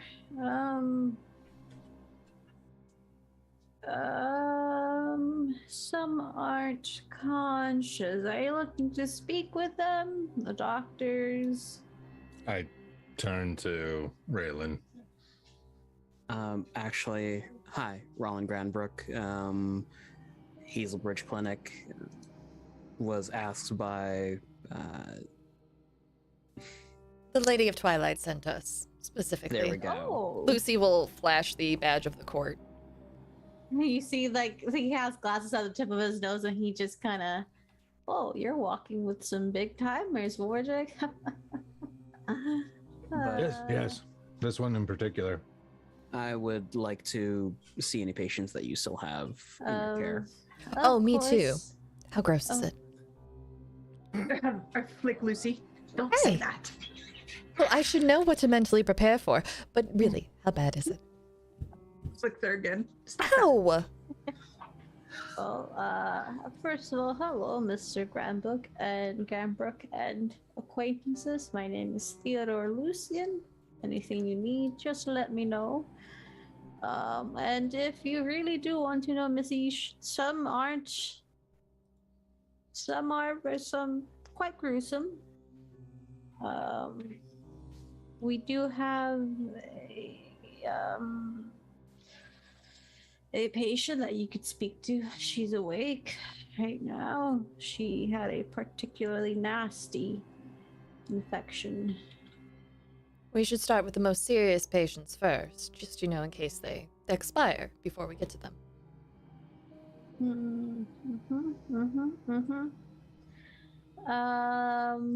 Before we actually do this, make sure you all have face coverings. I have some spare gloves in my medical kit. Do not touch the patient. Oh yes, no, we have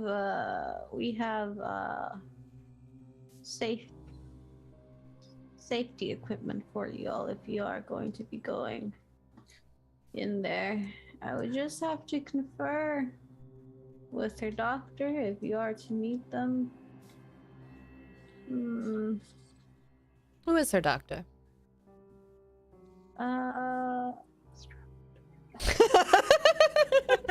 That's what I'm hoping for too.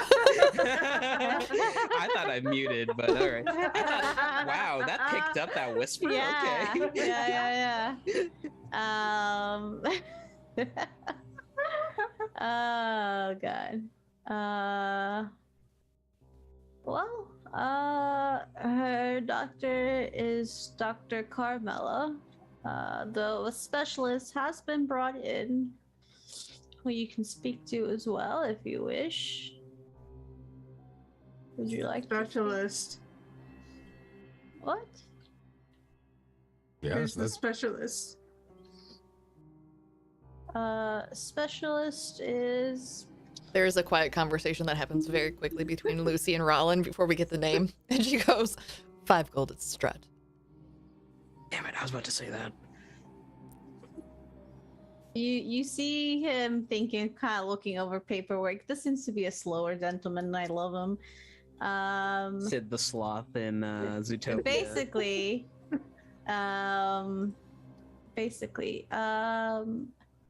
it's a Dr. Strut. Rollin hands Lucy 5 gold. Go add that to my sheet. The girl's broke. Mm-hmm. Oh, good. I've met Dr. Strut before. This will be nice seeing him again. Yeah, it's a grand reunion. Can't wait. Aren't you so Very excited, confident. Anthony? So excited. Saves you the trouble of making a sending stone. You can just talk to him directly. Yep, thrilled to be talking to my husband's ex. I might need to borrow some medical supplies. The ones I have might not be fit for the patient here. If saying you're okay with it, the face covering that Rollin brought is actually a dread helm. I mean, it makes it extra scary, but yeah.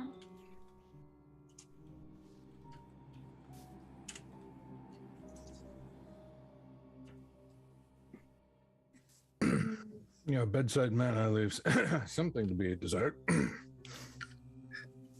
Lucy's gonna whisper in Vordrek's ear. What you're about to see is going to be either very entertaining or very awkward. It could also be both. It could be both. He gets a quickly whispered, like, this is who Strut is. Like, it's kind of like when you're explaining a soap opera to someone and there's a lot of history that you have to pack into like 3 sentences. It's like, okay, so listen here. So you see, he's in love with her, but she's actually his aunt with amnesia, so they can't really fall in. And Anthony is very, very odd about the whole thing.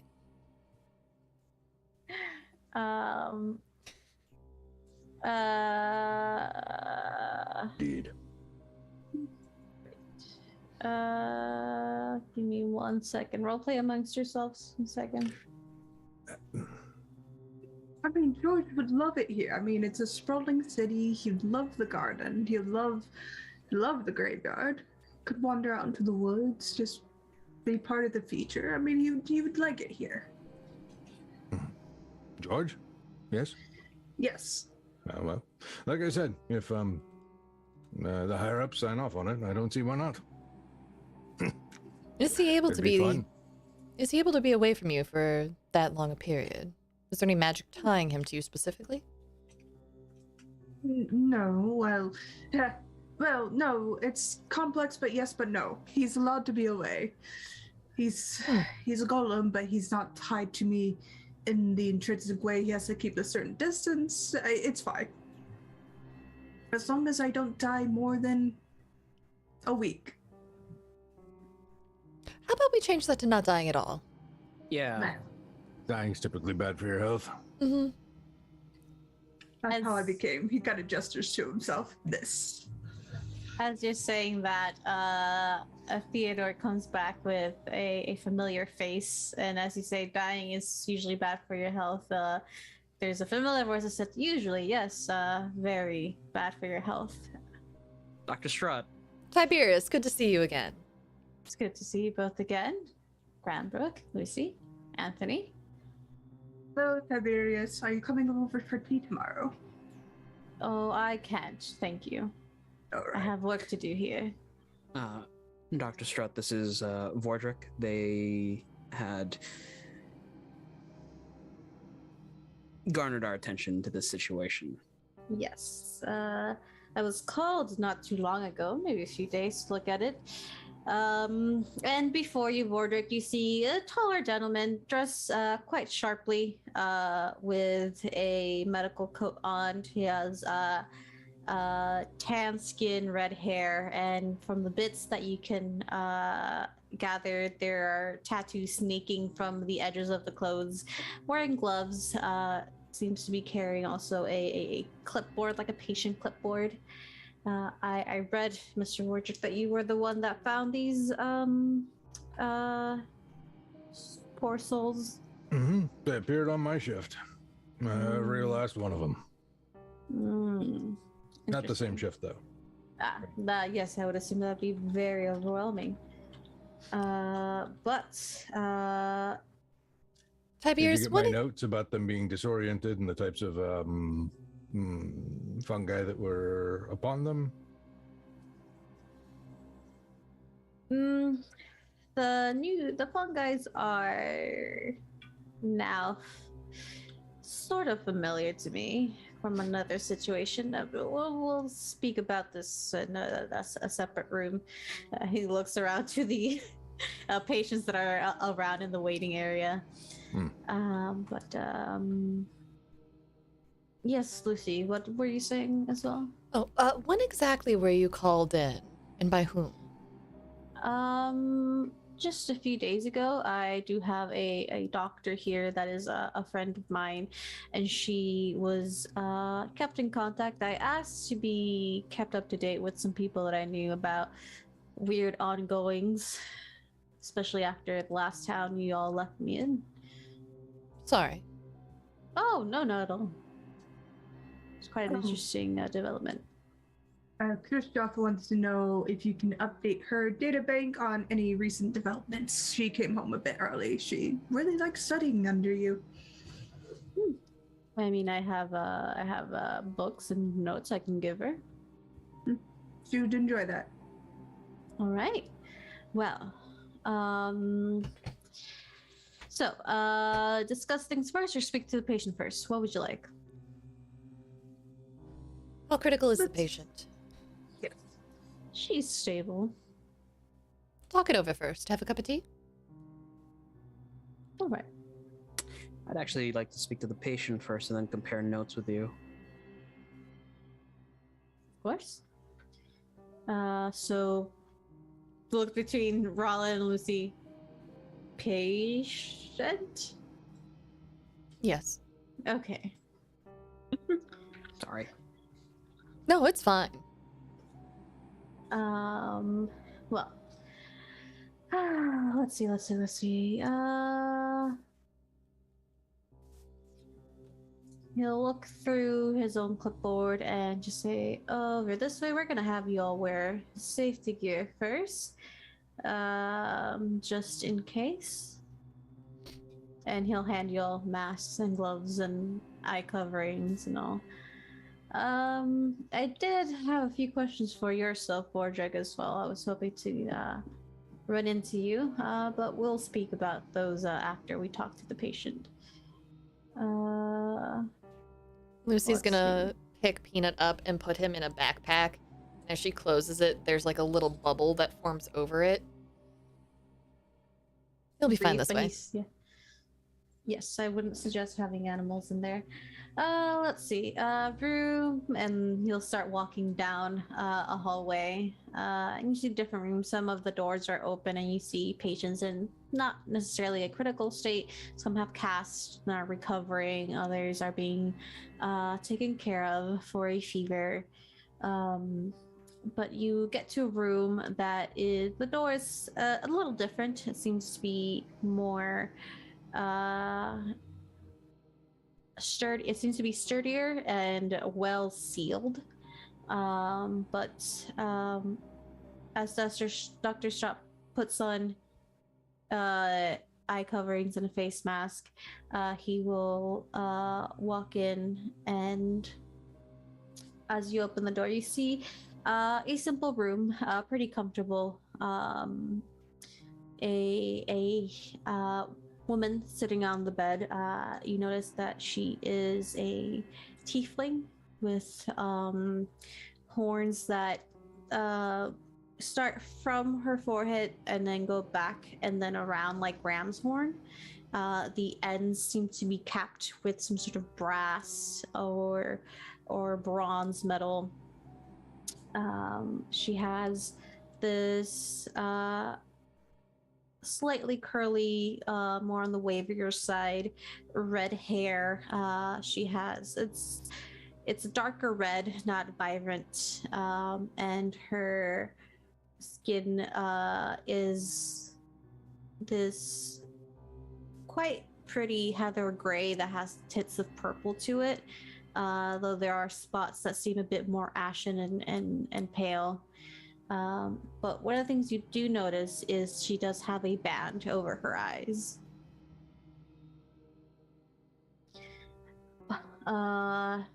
Let's see, everyone. This is Cordelia. Cordelia, it's me, Dr. Strutt. I hope you're doing well today. And she gives a small smile and just nods. I brought a few people for you to speak with, if you're all right with that. Two smiles and nods. Perfect. Just motions for everyone to come in. Rollin steps up, gloved hand, like just gingerly touches her arm to alert her that he's there. Hi, Miss Cordelia. My name is Rollin Grandbrook. I'm an associate of Dr. Strutt, and I wanted to ask you a few questions. And if it's fine with you, I do have some medical implements that I wish to use, a stethoscope, and then he'll describe like the normal stuff that he has on him. That's like a checkup. You see her browse for a moment, and her head move as if to look towards someone, but she can't see currently as her eyes are covered. And Dr. Strutt speaks up. He is a associate of mine, Miss Cordelia. Just wants to do his own quick checkup. And you just hear very, very faint, okay.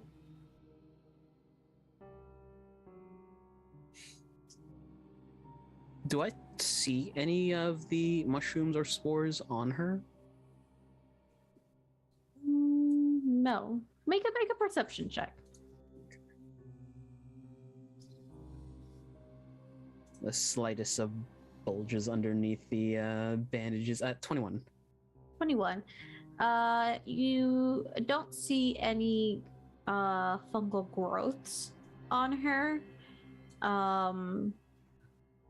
body, other than some patch of her skin being just a little bit more gray, paler. But you do notice a discoloration around the skin around her eyes over the that are near the bandages. I'll go through a general checkup, ask her questions. Stethoscope to the back. Do I hear anything? You don't hear anything. She seems to be breathing quite well. Checkup. She does make an overall medicine check. Yep. On the way.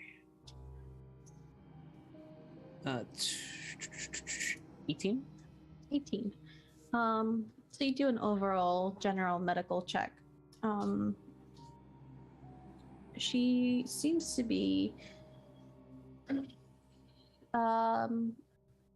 she doesn't have a regular strength. Not that she's not a strong person. She's just a common woman. But she does have a loss of strength in her body, and picking up certain things of a higher weight are harder for her. She seems to be recovering from that. But other than that, she's surprisingly healthy.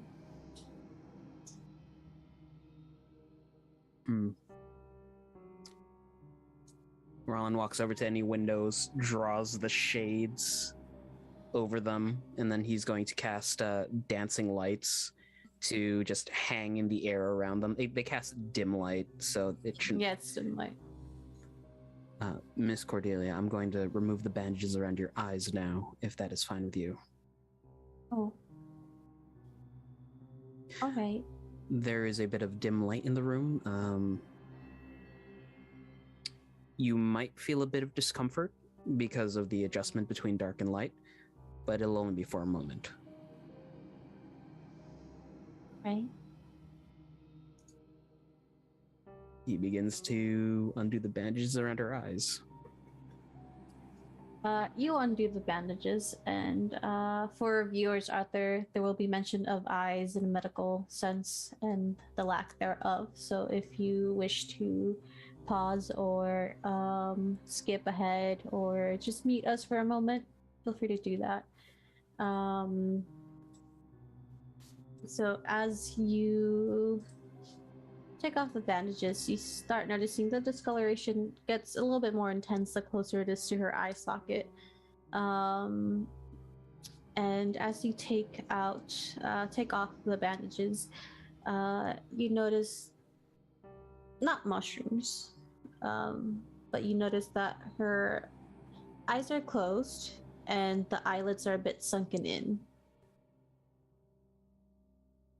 And Wardrick, you do remember a woman that you found? One of the she was in a worse state than most people you found. Seemed to be in a lot of pain, but she did have some growths around her eyes that seemed to have been removed. Was she able to see when I encountered her, or was that She was stumbling blindly okay? in pain.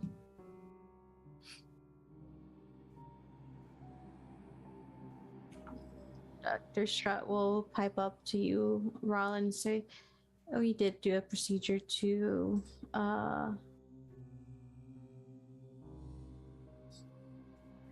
a procedure to remove the growths. It seems to have stopped any spreading. But we're still trying to take care of the current infection. It's gone down quite a bit."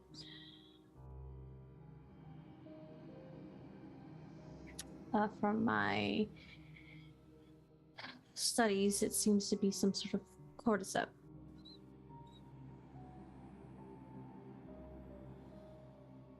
You're muted, hon. Great. Thank you, Dr. Strutt. Miss Cordelia, could you open your eyes for me? Right. And she'll do her best to open her eyes. And you see that her eyes have been removed surgically, not anything gruesome. So there's an emptiness there. There's just nothing. All right. He'll start bandaging up her head again around the eyes. Miss Cordelia, do you remember what you were doing before you were found in the graveyard? No, I don't remember much of anything. I was out. I think that day I went out to. I think I went to the market, and then the next thing I knew, there was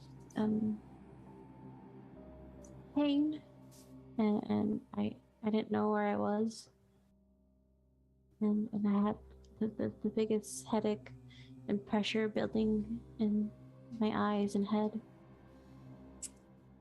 and someone found me. All right. All right. Well, thank you for your time. Miss Cordelia, Do any of you have any questions? I think that about covers it.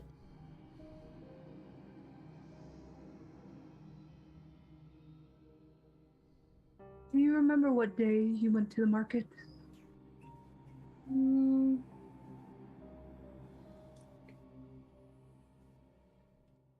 Mm. Maybe a few days before I was found.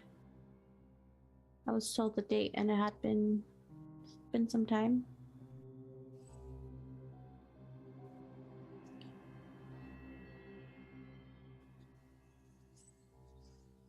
Okay, thank you, Miss Cordelia. I want to talk to my colleagues. Thank you so much for your time. Right. Why are you here? Are you all here to help with that? We are. We are here to address the concerns and seek out what may be causing this. We have some leads, but we need to establish to make sure.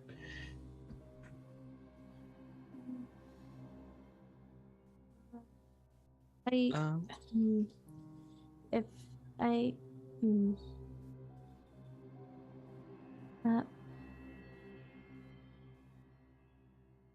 the one thing I do faintly remember is voices. I don't remember what they were saying, but there were voices at some point.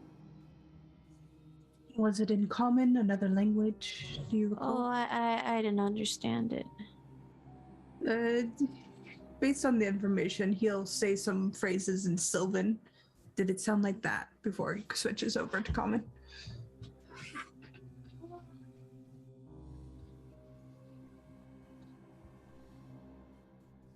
I think so. All right. Thank you very much.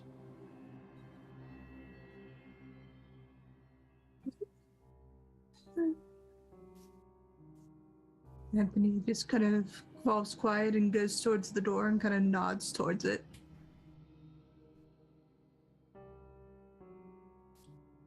Roland will follow.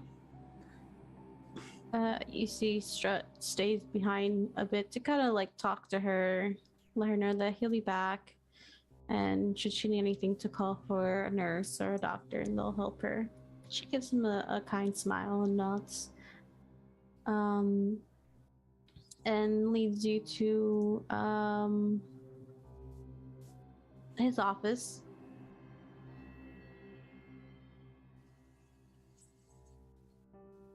Well, there are some indications that could be, well, more than some indications, but from what Fanor and from what I understand from basic research, she could have slipped into the Feywild. Memory loss is part of that, but it could also be trauma. Do you think that would happen in the middle of a market? Well, depending on where the memory loss occurred, she wandered away from the market and could be that. Tiberius, have any of the other patients had similar encounters going to the market or other locations? Many of them speak of going on about their daily doings, and then all of a sudden they don't remember many things. There is one thing I'd like to try if we can get our hands on a modify memory spell. All right. What are you thinking? Aside from the more nastier side of the spell, it does have the ability to sharpen the memory.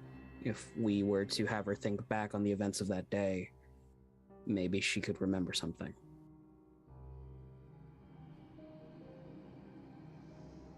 It's a possibility. Anthony, is that one of the spells that you can produce? As brilliant as I am, I'm not that well versed in magic. Tessa probably could reach into the minds and memories of people, but I'm more mechanically driven. I'm not so much part of the weave as is I I'm- adopt it for my own use. I meant making the spell scroll. No, it's the magic is a bit beyond my reach. All right. Well, I Just- do have some concerns, though. This is an echo of other things we've encountered. Right. A convergence of the planes is troubling, but a continuous convergence on purpose. We could be dealing with that cult again, or it could be a separate instance just instigated by somebody breaking the laws. Mute it. it could be a lot of things at this point. I don't think it's safe to point fingers in any one direction yet. It'd It be does- also a revenge for digging in the wrong place. Well, I suppose we'll know more the more we dig ourselves.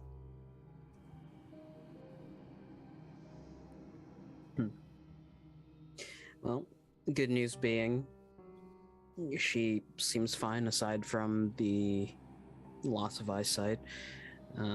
Spores didn't take in her respiratory system, so Mm-hmm. thank the gods for that. Did the other patients lose any other parts of themselves? Because that's a whole nother thing we need to worry about. Physically or mentally? Both. Yes. Physically, yes. I believe there was you, Mr. Vordic, reported some sort of confusion, madness of sorts. I wouldn't say madness as much as I would say they were disoriented, not knowing where they were, how they got there, what day it was. Most of the things could probably be explained through memory loss, as was just discussed. But yeah, they definitely were not. I would say fully with themselves at that moment. Was there, now this is a player question, was there anybody like notable, or has everybody so far been a commoner of some sort? Been mostly common people, people that are out and about most of the day. And you would also know on another note that this is the probably the worst you've seen it, like what happened to Cordelia, because the other ones were fairly physically mild. Mostly on the surface. yeah. Surface growth. Yeah, this one seemed to just. It's possible she might have been there longer, and it kind of from the surface went into any like crevice, orifice, and ended there.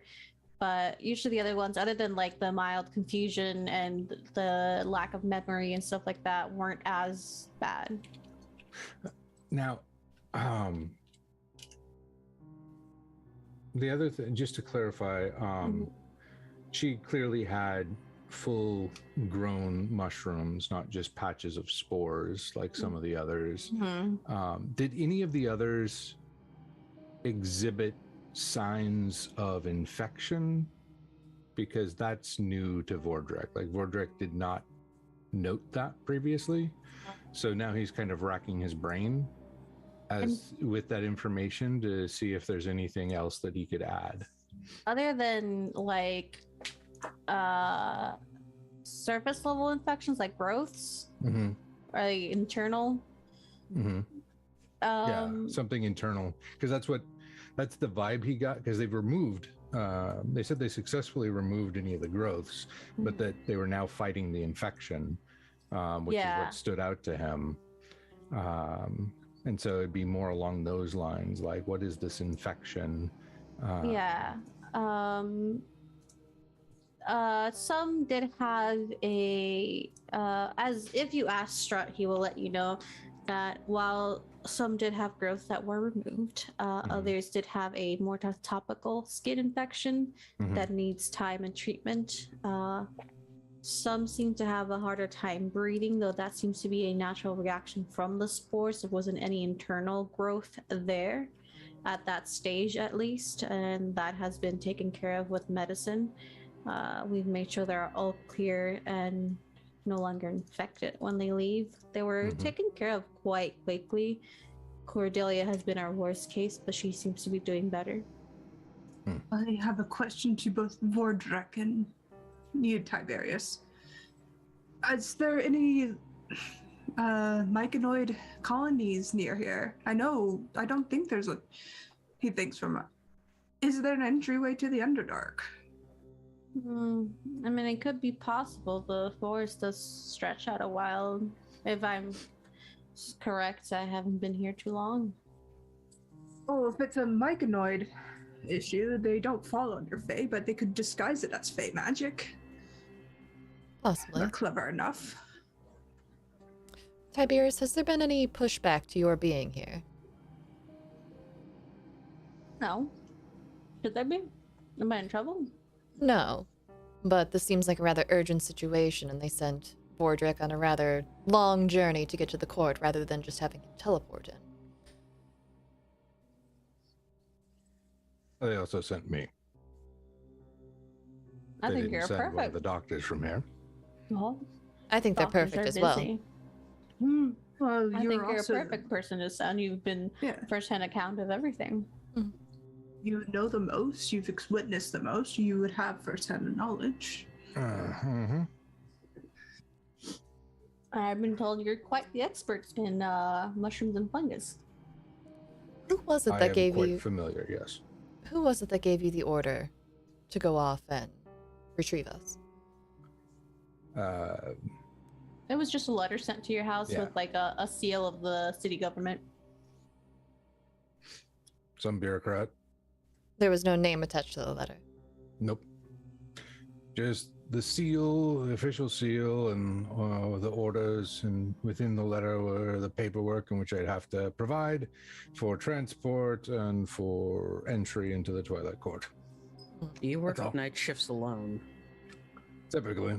I mean, occasionally they'll bring on attempts to train in case I need to take time off. But it's pretty quiet. It's a large space, but nothing I can't traverse and within an easy amount of time. Was anyone assigned while you were away? I assume yes. I was not privy to whom, but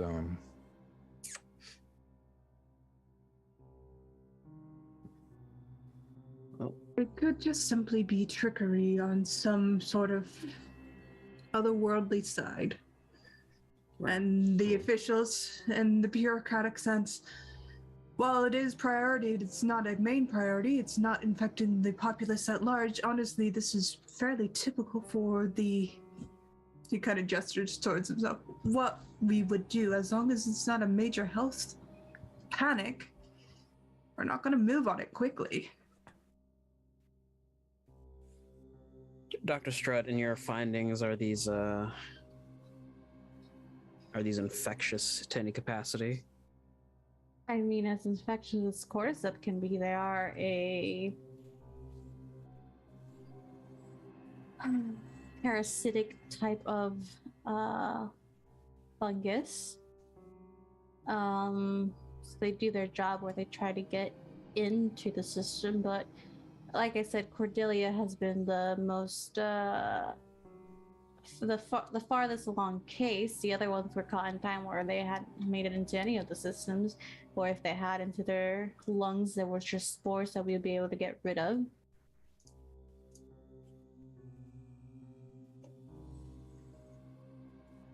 Okay. Sorry, I just gave myself a nature roll so that I can separate player knowledge and Rollin knowledge. Mm-hmm.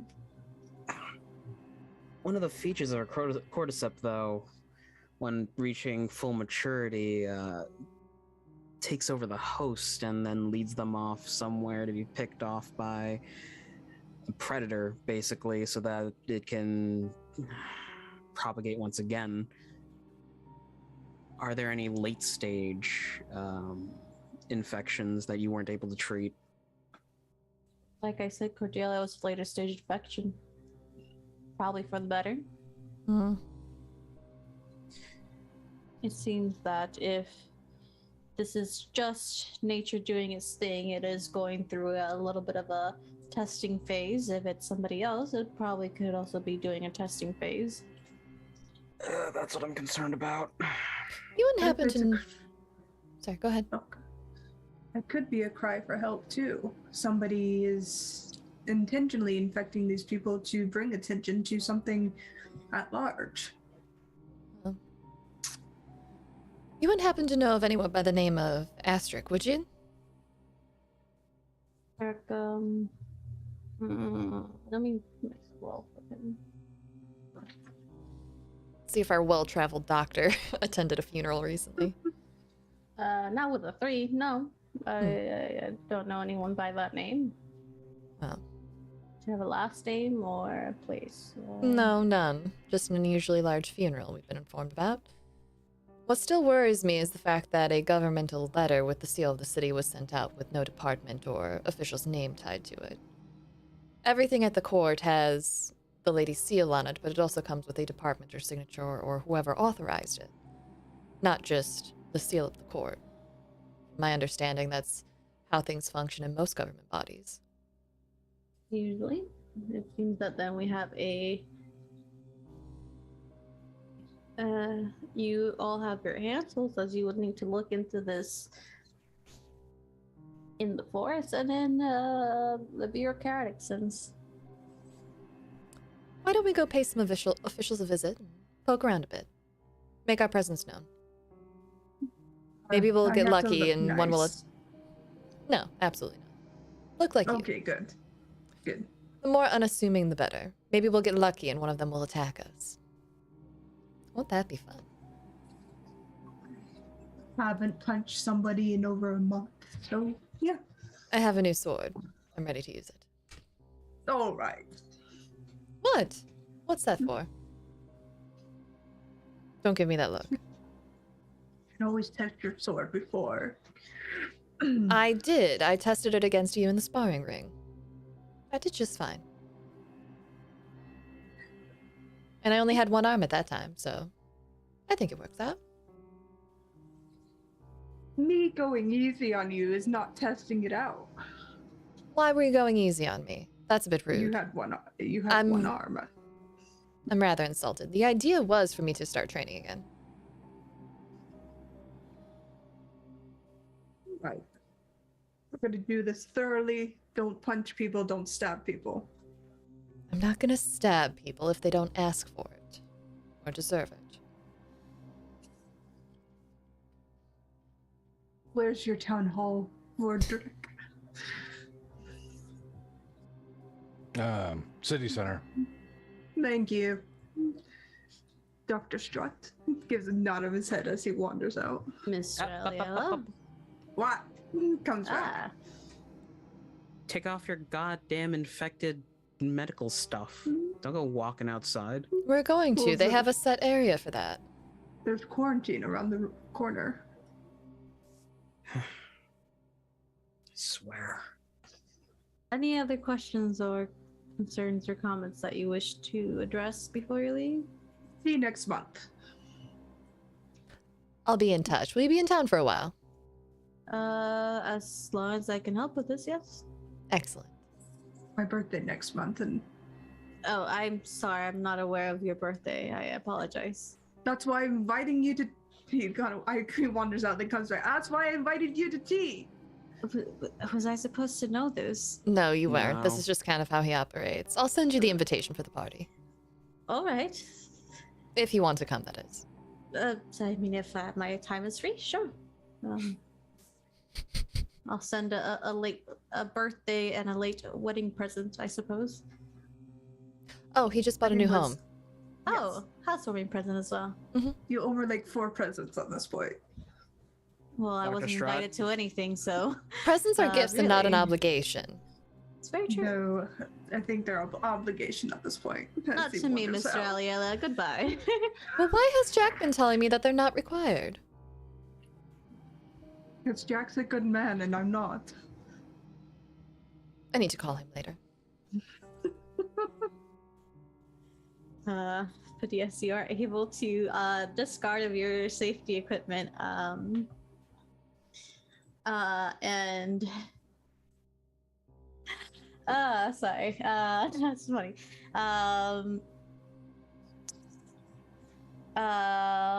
You're able to discard your safety equipment, and as you leave, Theodore just waves, say goodbye and good luck. If you ever need anything. Will do. You'll be the first one we come to. Oh, well, that's what they all say.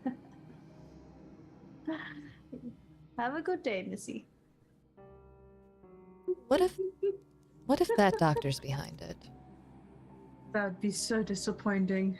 You It see actu- him unwrapping a little like peanut butter sandwich from a little lunchbox. He's just eating it slowly. If he's behind it, then he'll probably die before he finishes whatever his plan is. Hmm. Mm-hmm. He's Maybe- been working on the same research project for 3 decades. Maybe that's just what he wants you to think. That is possible. He could be the cunning fox that we never knew. Mhm. As you're walking out, he's like, "Oh no, my banana!" You see? My banana isn't cut into slices. So Yeah. I can't put in my peanut butter sandwich. Uh, Wander towards the town center where the city hall would be. yeah. There's rat tents. New 100. I love this man. I just made him up on the spot, but I love him already. And his banana peanut butter sandwich. But as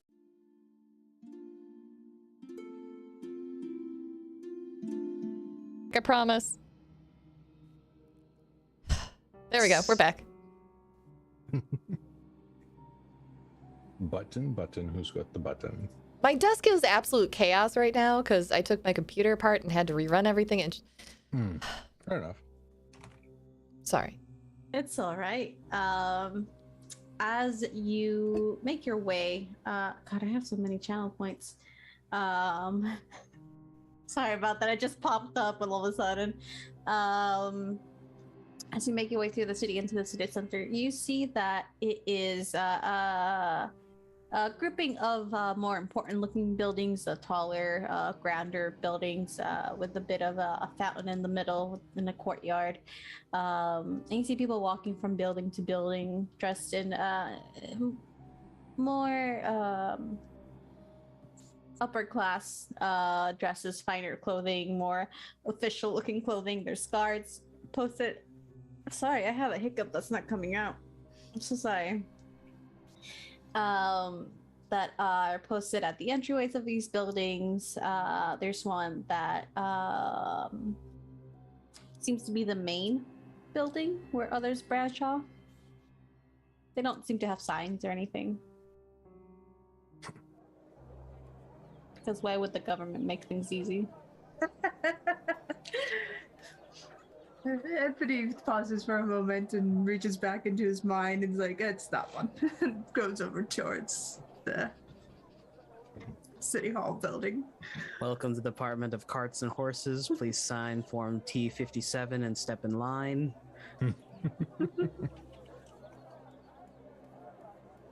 You walk in and you see people walking to and from, but there's no like waiting room with people waiting for a person. There's just a front desk, people asking questions about paperwork and whatnot. And at the front desk, you see this older woman with these cat eye glasses. She's an older gnomish woman with a tight bun. And you see her quickly working and stamping papers. It's like, welcome to the Department of Culture. How can I help you? She's not looking up from her work. Hello, we're representatives from the Lady of Twilight. We're here investigating the recent happenings regarding the fungal infections. At the mention of like Lady of Twilight, she kind of looks up. Lucy already has the court Yeah. badge out. Oh, boy. This is not the right department.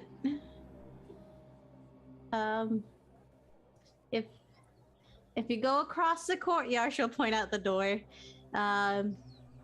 Building across the courtyard from a second door to the left, that is the health department. They would be in charge of any sort of infection going on. Oh, that sounds nasty. Anthony will reach forward and gently take her hand. Thank you so much. And is there a name we can find out the health department we can address specifically? She's like taken aback by your kindness, like, oh, Mr. Salvatore is the head of the department, though he's quite hard to catch. Sometimes you usually need an appointment. Oh, I'm sure he'll make time for us. Well, I'm sure he will too. So much. Your help has been appreciated in every sense of the word. All right. She takes her hand back. Oh. Gives a warm smile and a wink, and then turns around to head back towards where he was directed to. All right. Lucy will head out as well. Yeah. She gives like a glance to you, like some people know that you work at the graveyard. That's where they can usually find you. So you're a sort of familiar face. She kind of looks at you questioningly. Just. He just shrugs. Did you get yourself into then waves. trouble again? Trouble? No, I don't get into trouble. Trouble finds me. Trouble is trouble. Shoo, leave. Shoo. Just kind of wave and like. Mm-hmm. As you wave and y'all leave and go to the directed building, second door to the right. I think I said or left, not sure anymore. I'm really bad with directions. You enter another office space. This one's a lot emptier. There's just one person at the front desk, no people coming in and out. And you see a younger half-elven man just sitting, organizing some paperwork. Seems to be putting records back on inside, like filing cabinets behind them. 1 second, I'll be with you. 1 second. It just takes seems to be like a ledger or file, and puts it in and closes it with a key. And turns back with a friendly smile. You see light pale blonde hair, pale skin, deep dark brown eyes, slightly pointed ears, pretty well dressed, not fancy by any means, but just appropriate for a business setting. And like an official building worker setting. Hello, welcome to the Department of Health. How can I help you? While we were waiting for this person to turn around, Lucy's gonna lean into Anthony. Are you sticking with the extremely charming? Because I'm gonna stick with the extremely important. Oh, I will love to be the extremely charming one. Excellent. By the time they turn around, they're done whispering. Lucy Alayla, personal warlock to the Lady of Twilight, and her representative in the matters that we were informed about by your lovely grave attendant. She looks at Bordrek. Bordrek? Yes. That'd be me. In regards to the health Hi. of your people, we need an immediate audience with whoever's in charge of their health and well-being in the city. They had a very friendly smile. They're just kind of like, it drops a little bit as they see like the eyebrows kind of go up in surprise as they see your symbol. They lean in a little. I don't know. Everyone has glasses because I have glasses, and they lean in and adjust their glasses. Like, oh, all right. I can get Mr. Salvatore for you. I believe it's in the middle of the meeting, but I can see where. Right. Wonderful. Don't worry. Just say a representative from the court has come to meet with him, and it's of utmost importance. You will be recognized for the talent you are. Right. Rollins just looking over at Anthony like, who are you right now? I'm trying to see whether they would find it charming or creepy.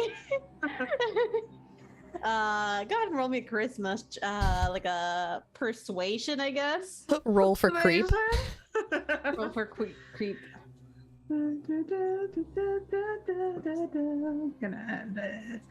Yeah, why not? I got a cool little inspo from chat.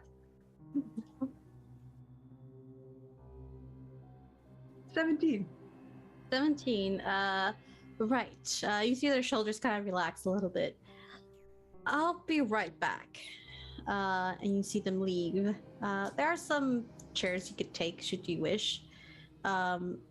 As you hear their footsteps retreating into hallway that it's to the right and then goes back towards the back of the building. Vordrack, what can you tell us about this Mr. Salvatore?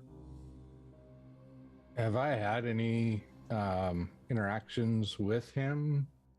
Not with him directly, with the department, probably just to kind of like in the vague relationship between health and graveyards. In case anyone was buried with a disease or something like that. You've had to listen to the department, not necessarily the head of the department. Yeah, he's busy. And I guess important. But yeah. That's about all that I could really tell you, because I don't rank high enough to end up on his itinerary. Well, you round up on someone's itinerary. I intend to find out who. You know, I mean, a lot of this is just kind of happenstance. What did that other person mean by in trouble again? I work night shift, so I get to see a lot of the weird things that go on. People who are superstitious about graveyards assume that those who are in them somehow attract these things. What's the weirdest That's thing? ridiculous. What's the weirdest thing you've ever seen while on shift? Depends on your definition of weird. I mean, were-rats are kind of weird. But Are they small or are they like big people size? Like, almost human size when they're in their hybrid form. yeah. Because, I mean, most of them were humans. Well, yeah. Wereperism. Lycanthropy? There we go. Yes. Like, I like wereperism much better. Yes. wereperism, But, like catastrophe. Yes. I mean, honestly, the weirdest things that I've seen is probably when some of the different cycles of nature happen and people get a little freaked out about it, and they start making ceremonies and sacrifices of sorts, you know, like offerings, I should say, not sacrifices, to the gods to try and change their fates. Like when That's there's weird. a full moon and there's an uptick of cart crashes. Yes. Because people are weird. I agree. And you're having a conversation like this for a few moments, maybe 5, 10, 15 minutes you're waiting, and this gentleman comes back. Mr. Salvatore is finishing a meeting, but he will be right with you If you would like to follow me to a meeting room, I can set you up. That would be Thank wonderful. you very much.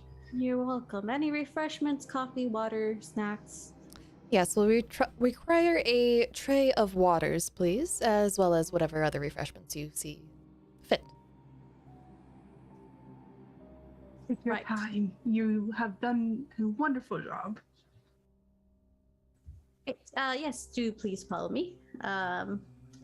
And as he leads you down a different hallway with rooms that are actually labeled and numbered, you walk in, you settle down. Eventually, he does bring you a tray of waters and different types of tea with a hot teapot, napkins,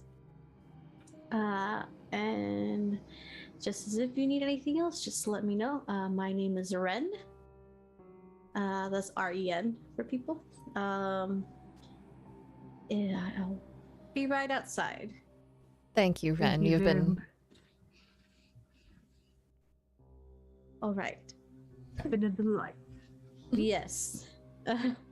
Thank you so much.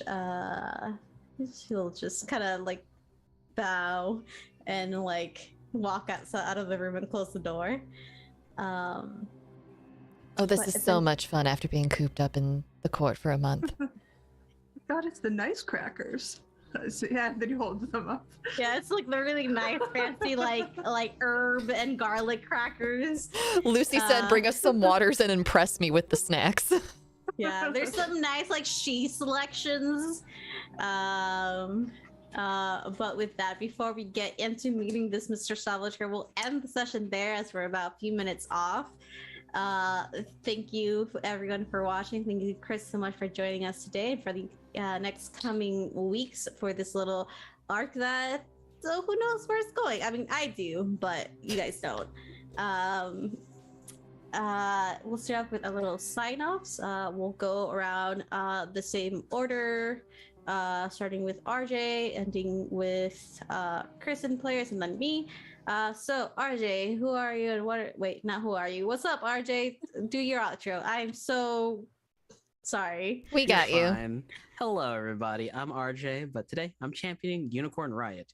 Unicorn Riot is a decentralized non-profit media collective, and they report on sources of racial and economic injustices in the U.S. Times are strange. There are a lot of things we need to keep up on, and if you need to keep up on things here in the U.S., I recommend Unicorn Riot because they do not filter their media. Next is Jan. Hi, I'm Jet, and I champion the Little Princess Trust in the UK. They provide real hair wigs free of charge to children and young people who have lost their hair through either cancer treatments or other conditions. They have provided over 12,000 wigs since 2006 and have raised over £15 million towards research projects focused on finding more effective treatments for childhood cancers. And Sara. Hey, everybody. Y'all already know me. I am Sara. That was the wrong button. Hang on. There we go. I'm also the wrong button. No, I got the right one that time. No, I said I am also. You know what? That's fine. We are a scattered table today, and I am enjoying every minute of it. I love to talk about the trevorproject.org. That is the organization that all of my income from this channel goes to every single time I receive a payout. I've been doing this since mid-2020. They are a crisis counseling support system for the LGBTQIA plus youth community, and they also provide a host of wonderful educational resources written by the community for the community and for allies of the community. I highly recommend checking them out sometime. They do a lot of political advocacy as well, which is very important these days. And they're just a bunch of neat folks. Just really enjoy them. Go ahead and pass the baton before I start doing the outro spiel. And Kris. Hi, everyone. I'm Kris Geary. I would encourage any of you who are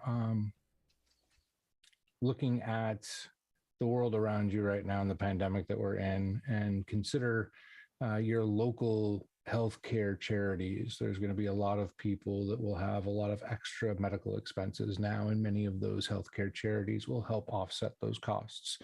So it's something that's best done locally, and something worth looking into, if so inclined. Thank you.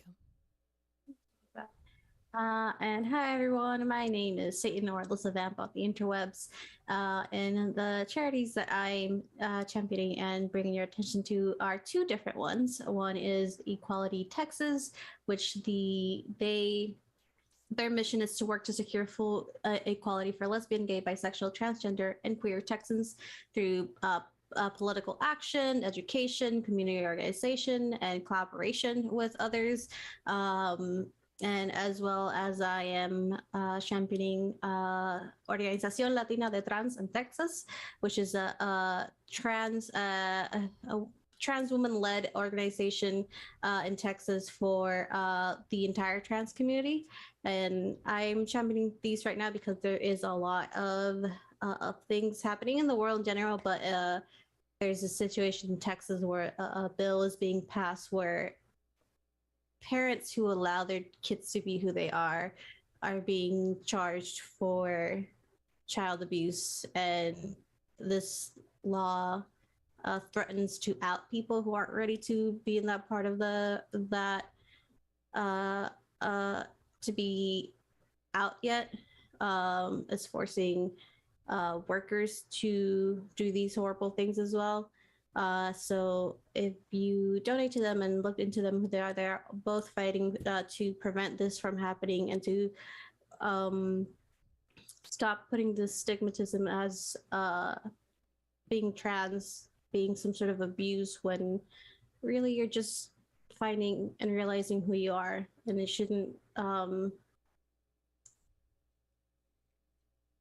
there shouldn't be consequences for families being supportive and children being taken away from their families either just because of who they are. So I do encourage you to click on those links. They have a lot more information that I can give you in these few short moments. But yeah. Wonderful. Thank you so much for sharing that with us. Thank you, everyone, for sharing your charities with us. Thank you so much, Kris, again, for being here with us for the next few weeks for this arc. I absolutely love Vordrek. They are fantastic. As always, we are going to leave you off with a reminder that hydrate. It's wintertime, and that's important for your skin. Eat something healthy. It's important we take care of our bodies as best we can. This is your gentle reminder that if you forget your medication from time to time, we all do. Here's your gentle reminder to take it today. And last but not least, if there is someone important to you in this world that you have not recently told is important to you or that you love them, go do that now. It's important that we tell people that we care about them, whether they be new friends, old friends, families, or lovers. You can't tell people that you love them enough. With that, we're going to go ahead and wave and say see you next week, everybody.